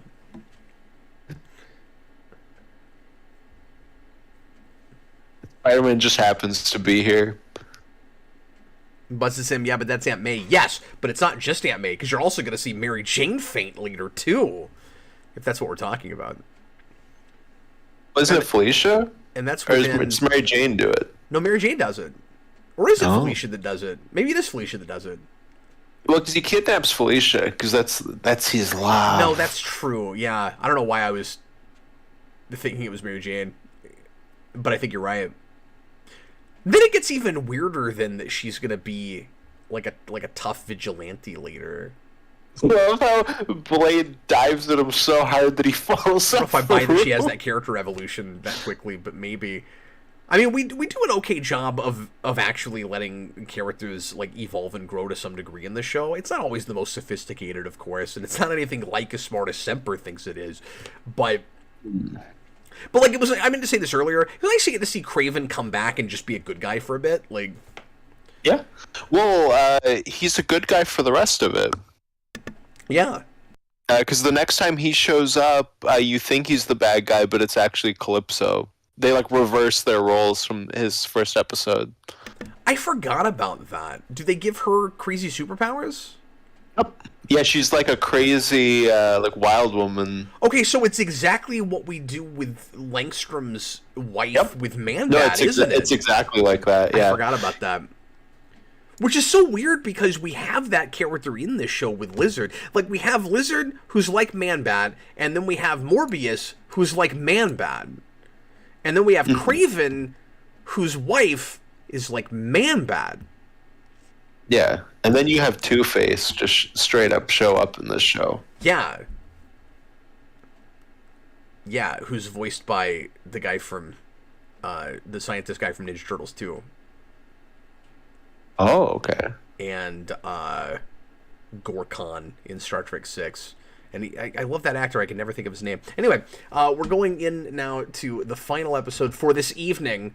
It's The Immortal Vampire. I know it's like 1:30 in the morning for a lot of you guys. Thanks a lot for sticking around with us. Austin, look, you only have to punch yourself in the face 5 more times, okay? And then Okay. Ready? All right, here I'll we go. count. Let's count them. Here we go. Okay. 1, 2, 3, 4, 5. Yeah, that'll do it. That'll do it. That'll do it. I wish I had some sound effects rigged up for that, so it could have been like. Had text ready. Text ready. What does that mean? Like text ready to flash at the screen. Oh, I didn't know what that meant. My eyes hurt now. From punching your face? Yeah, I shouldn't have punched near the eyes. Oh, well, because it didn't look like you punched your eyes. You didn't have to actually punch yourself. No, it's okay. I did it for the money. Dagon Spear Cap, I think you mean woman bat. Oh, that's fair. Yeah, I was being insensitive. My apologies. Oh, dang. I meant man in like the mankind sense. Probably just gonna have to leave now, honestly. Oh man, I just got canceled over woman bat. I meant mankind bat. Person kind bat. What would you even call it? Like, if you said lady man bat, then it just gets ridiculous. Like, but woman bat sounds stupid. Bat woman is already a thing, so you can't do that. It's like that There's no winning George with Carlin this. bit where he starts going through like everything that's got man in it and replaces it with person, and he's like, you can watch this all on David Letterperson. That's great. There's a line about that in Captain Invincible where he goes, oh, so I guess it must be horse person ship now. That's pretty good. Okay, The Immortal Vampire. It's episode 10 of season 2. We're still watching Spider-Man. We've not moved away from this show. Get ready to press play. Whatever I say now, I'm just about to do that. And then we can all go to bed. Here we go. Everybody, please press play right now. Speaking of that, you know what I learned you're not supposed to say now today? What's that? Like, I got gypped. What? What now? Oh, you can't say that because of gypsies? Yeah. Oh, I never would have thought of that.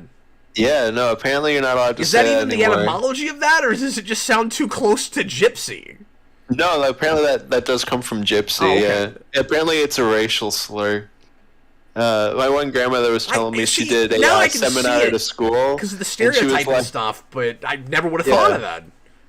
Yeah, she said she was doing a seminar at a school, and she was like, "Oh, we don't want to get gypped." And then after the seminar, the person pulled her aside, and they're like, "Hey, you can't say that." Wow. And she was like, "What?" And they're like, "Gypped." And she was like, why? We don't want to get gypped." Just hand me a handbook. I can't keep up with all of that. Anyway. Especially funny because, like, obviously you guys don't have context for my grandmother, but she's like the most like, I don't know, it's like open, like just like loving person. Yeah. Daniel Davis says they them bad. Daniel Davis says Captain Logan's career is finished. The joke's on you guys. My career's been finished for a long time. I don't know why you guys are even here. That's how I made it on. Yeah, exactly. No, we're not even just in the dark ages. We're in the like postmodern geekvolution. Oh, Nah, God. thank you guys for hanging out with us. This has been a lot of fun.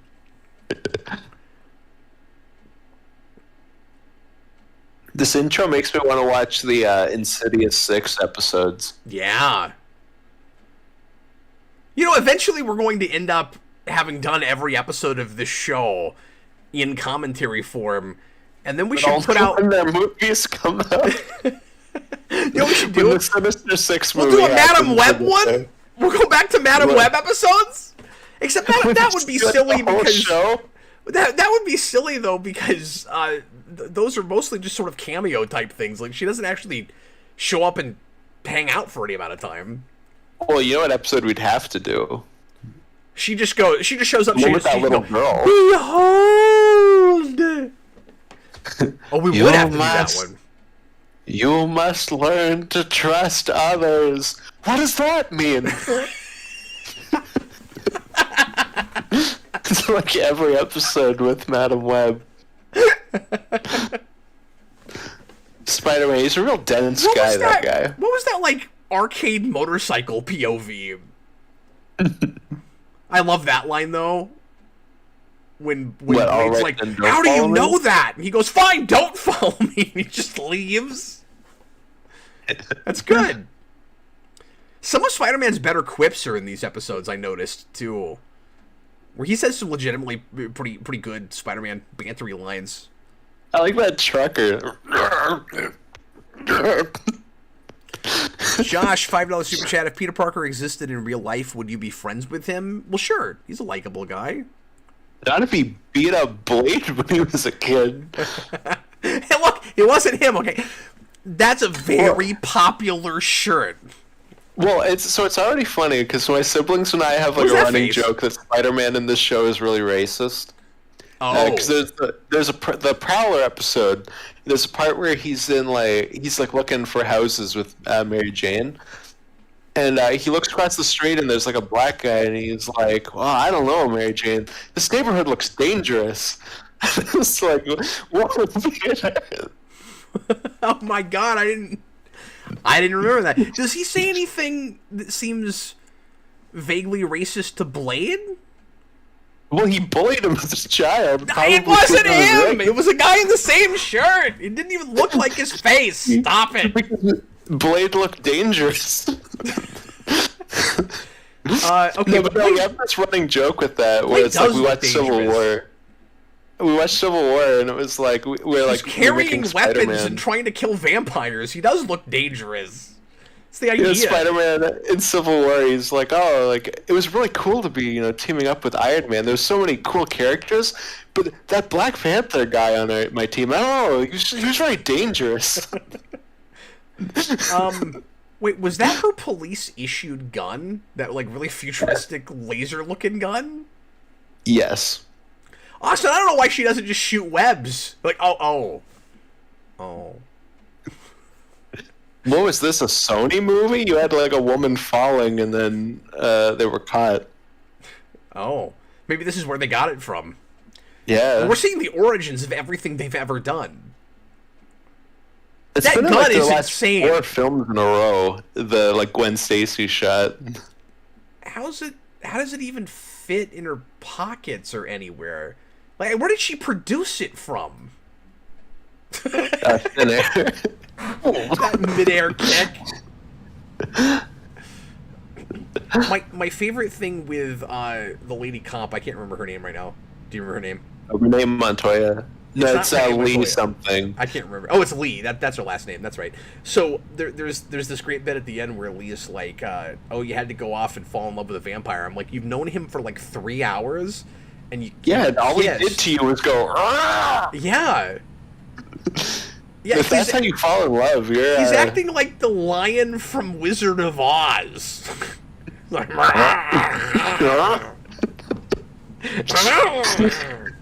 Blade, you had courage all along. Look at him, he's just mad for no reason. No, these are just relics. We don't use that anymore. No, that's my utensils. Relax, I'm only irradiating your body. It can't possibly harm you. But you do have cancer. Okay, so the you know what, the facial expressions he makes when he does that growl is a lot like Beast in Disney Beauty and the Beast. And it's I was silly there, thinking too. when you said Beast, that weird deleted scene where Wolverine's like, "I think you're a beast" or whatever, and then Kelsey Grammer goes, "Ah!" So it's weird that oh my god, those eyes, those crazy cartoon eyes. Disney character. That was that was nuts. Okay, never mind. She gets the award for craziest eyes. No, her eyes were wider than Spider-Man's. They wider or whiter? Both. That was the correct line. Morbius. Well done. He's going through my room. Oh, my dirty laundry.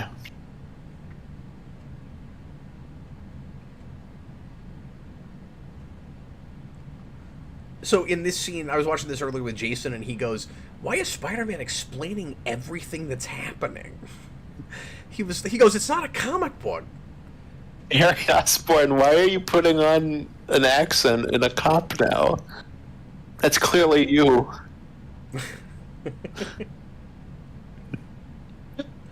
Oh, I also meant to mention that in the first part of this, when he goes to Calypso and is trying to get the serum, it's the same thing that Dan was talking about in the Morbius review the other day with Harry Osborn and Amazing Spider-Man 2, where he does that to Spider-Man. Like, you have to give me your blood. Like, it's Spider-Man in that role.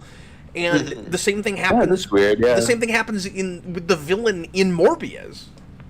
I can't believe they reuse. Like, they keep reusing stuff from Amazing 2, and I don't know why. A movie that was not popular, It's the people worst hate it, one. and it's Yeah.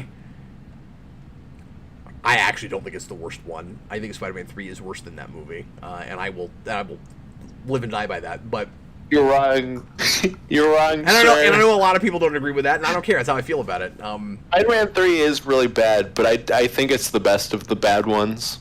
Of the, like, 3, the new 3, and Amazing 2. That movie insults me in a way that Amazing 2 didn't. Amazing 2 is just weird and crazy and it goes on too long, but it's not. I don't know. You know, I think Amazing 2 is, like, one of the most insufferable movies I've ever seen. Oh, see, I never understood that. Dan and I both. That's the Ned Leeds newspaper. Oh, okay. It's so blurry, I can barely read it. But yeah, Dan and I both were kind of baffled by people's intense reaction to that movie. We're like, yeah, it's not good, but like... No, like, half of the scenes where you get Peter Parker, where you get, like, Peter and Gwen, or Peter and Aunt May, or whatever, it's, like, Ragnarok levels of improv, where I just see the actor's head spinning of trying to think of what funny thing to say next. And it's Amazing really 2? annoying. Yeah. Where does that happen? Like, every scene that they have together. Oh, okay. Josh... There it is! left There's the best for line! Knowing Spider-Man does not make him cool! He's a nerd. I can smell it on him. Especially when he beat me up as a boy. Oh, that was a question I had. So, do the vampires in this world have enhanced sense of smell? Like, do we talk about that at all? Because if they do, Morbius should immediately know that Peter Parker and Spider-Man are the same person. Sorry, what? Sorry. That I was listening, and then the second you finished, I was like, none of that computed. Sorry. Do vampires have an enhanced sense of smell in this world? Because I don't think we really talk about it. But if they do, I don't know. Morbius should immediately know that Peter Parker and Spider-Man are the same person. You'd think so. That face. Every shot of Morbius is like up into his face, where he's like, Yeah, and it's always right in the camera.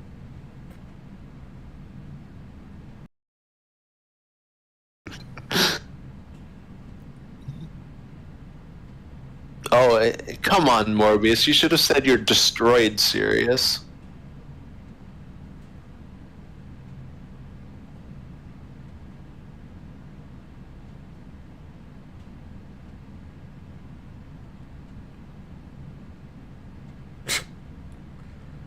Sometimes the sound effects are odd. like without anything else around it. Like these generic people walking sound effects.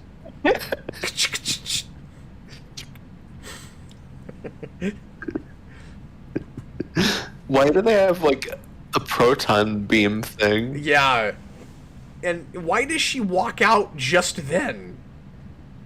She's just wandering around. She didn't look like she was even responding to anything. She's just wandering around. But he was like, no, don't come out at this very convenient moment so the plot can progress. Why is Blade wearing a Carnage costume underneath his... Look at that. Why does Morbius dress like he's that guy from Aerosmith? That guy from Aerosmith. He flew away so fast, like he's Sonic the Hedgehog. He's gotta go fast. Whoa! He can... I gotta go get me some plasma. He can fly like a bat, but nothing at all like a bat.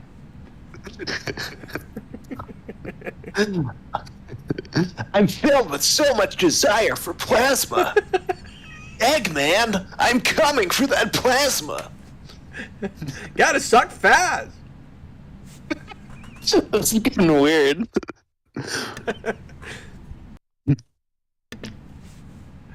We could have saved the Parker woman. I like how angry Spider-Man is in the scene with nobody understanding why. Like, this plays real well. I like that he can be hot. That makes sense for drama with them, even with Blade, where he's like, well, you weren't even there, so like you can't say anything. Yeah. But like he can be real hot-headed and make bad decisions in this show, and it never goes to the point where I completely don't sympathize with him. Again, sometimes the show is weirdly on his side when he's making stupid mistakes, like with the serum thing I mentioned earlier, but most of the time it plays like honest-to-God actions. Well, and even that was actions and consequences. It was just weird, like, one part of the narrative seemed to know what it was doing and the other part didn't, and they don't line. It's weird. No Spider-Man, it's Felicia. Felicia, you will not take Felicia from me. Why do Mary Jane and Felicia live in the same apartment? The same apartment building. That's a good point. Do you notice that there are times where Spider-Man's in side profile and he looks like he's Spider-Ham? Like the shape of his face? We've never had that thought, no. But yeah, I guess. It does. I'll take a screenshot Spider-Man, later. your head went out of frame. You shouldn't get out of frame, you're animated. That animated character cannot find his mark. What is that smile? That's creepy. That should be on the news.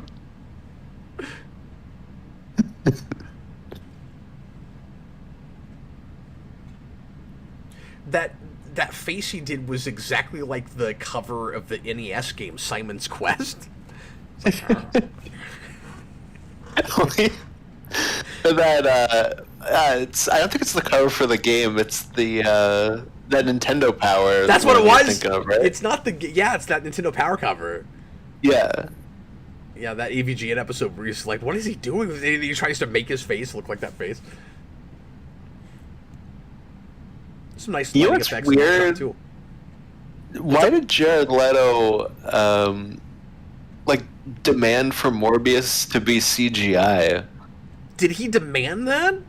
Well, he was the one. He was like, I think it's a good idea that we make him all CGI. Oh, that was insane. It looks terrible. Because of course it does. Yeah. No, why is Mr. Method Act like? Why? Did he not want to be in those scenes? Did he know that it was gonna suck? So I'd like to play Morbius, but only when he's not a vampire. Random cop lady, I think you know that people destroy lives. That's hilarious. That moment is so awkward. I wasn't going to! Get out of my face, Spider-Man! Shinkai says, Love Triangle brought to you by Archie. Yeah, I agree with that. But again, at least it's kind of few and far between in the episode. I'm not commenting on that a lot because it doesn't take over. Cap, how do you like Morbius's arc where he's like, I will make you a vampire, and she's like, no, and he's like, you're right. You're right, I must shouldn't be do good. that. Yeah, she gives him this real generic, quick speech where she's like, although I will give it that at least she brings up his initial motivation for creating the serum, which he doesn't talk about at all up until this point. And it's hard to tell if he's just forgotten about it or if he really has like changed that much. Is this kind of other version of his character? And then and then she says that, and he like has a like physical reaction to it, like an emotional break. He's like, oh, no. Well, the show does that a lot, where characters have like thoughts and then they start screaming. Yeah. Like, do you remember that one with the little girl? There's the part where she's like, "Remember, Spider-Man," and he's like, "Gotta remember." Ah! He falls to his knees. And now he's Man-Bat. He's the man who would be bad. He's still got his soul patch, though.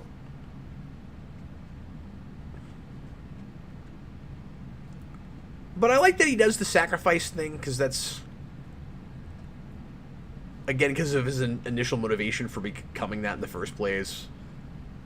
But now it's like him paying for that, and it's I guess legitimately kind of sad at the end when he's gotta go off and isolate himself. Yeah. No, that was like a big thing that stuck with me as a kid, where it was like, man, this is like a tragedy. Yeah. And no matter how silly that action is, I kind of feel bad for him. I mean, you should never inject yourself with an experimental drug, kids. Like, that's always stupid. I'm also very sad that Tommy Wiseau became a giant bat and has to live in a cave now. That's who should have played Morbius, obviously. What were we even and thinking? Joker. So just Jared Leto's career should have been... Well, he should have been the Joaquin Phoenix Joker, but... oh, I see what you're saying. Yeah. That too, yeah. Sure. Yeah, that's not how love works. I don't buy that you fell in love with him. Well, yeah, I can't imagine... there's just characters where you can't imagine them experiencing entertainment. Blade and Punisher are like two of the biggest ones. Like that. Sorry, what? Yeah. So Blade and Punisher are two of the biggest ones. I can't imagine Blade watching a movie. No. No, I immediately had that thought. Oh, Jason and I, when we were watching these earlier, had this running gag, like how irritating it would be to be Spider-Man and have to listen to that sound effect over and over again while you're spinning webs. So, like, you're going through, you're... Oh, the web just over and over and over. Because there's this bit where you hear it 5 times in a row. Like, when you shoot out a web and it's long and you swing for a while, it's okay. But when you gotta do the quick ones, it's like... You're just like, God, that would get so irritating. I used to piss my stepmother off because I used to run around the house going like, And she's like, "Why are you doing all these gang signs all the time?" "She's like, like- stop making that noise." He's even got the right awful accent. Yeah, exactly. Why Zoe sounds like Morbius. He does. Yeah, I made a video about how in real life he's got a weird amount of things in common with the Tick, but he's also Morbius. And I never thought of that. Oh, of course, yeah. When he did that Joker video where he plays the Joker and he just goes through like famous Joker lines. I don't know if you've seen that. It's disturbing. It's so good. I'm forever mad that Warner Brothers wouldn't allow him to do his Joker movie. Honestly, that was enough for me. Well, anyway, that was a lot of fun. Because he can't say Batman or he's like the Batman. It's so good. Yeah, but to be fair, Schwarzenegger had that a little bit too. I know he's the best villain of the original 4 movies. So anyway, this was tons of fun. I don't know what it is about this show that's like the most commentary worthy cartoon series, but it kind of is. These things fly by, and that was a lot of fun to do. Yeah, no, next we got to do more 60s Spider-Man because you haven't seen their Green Goblin yet. We will definitely do that again at some point, hopefully not in the distant future. Next week, we're going to try to bring back Video Game Movie Mania finally, and our next movie for that is Austin. Last Starfighter. Oh, that's right, and then it's Lawnmower Man, is it not? Yeah. I forgot about that. I was thinking Lawnmower Man, but I think it is Last Starfighter next. Yep. And which you've never seen. I'm excited to see that movie because it's interesting. We have like 38 movies before we get to one that I've seen. Well, we could take some things off of we it. have 2 before Lawnmower Man. We have The Wizard before the Wizard. that, too. Well, we'll definitely do The Wizard. Yeah, we might cut a few things off of it, considering how long it's taking us to get back to that show finally. But we'll be back to every 2 weeks for the foreseeable future. And then after that, we're going to finally do the 60s Batman commentary mini marathon that we were supposed to do a few weeks ago. So anyway, there's some fun things we're doing soon and a whole lot more. Sunday night we'll be back with you and I think Austin's going to try to make it for the Sonic 2 spoiler cast that Sunday night. Not sure the time yet. Probably 9 my time. Could be later. Austin, we should talk about that. I'm not sure what time that's going to be at. Okay, yeah. I gotta get that'll be good to talk about because I'm going out of town. I got to drive out at 9. And then I got to drive back on Sunday.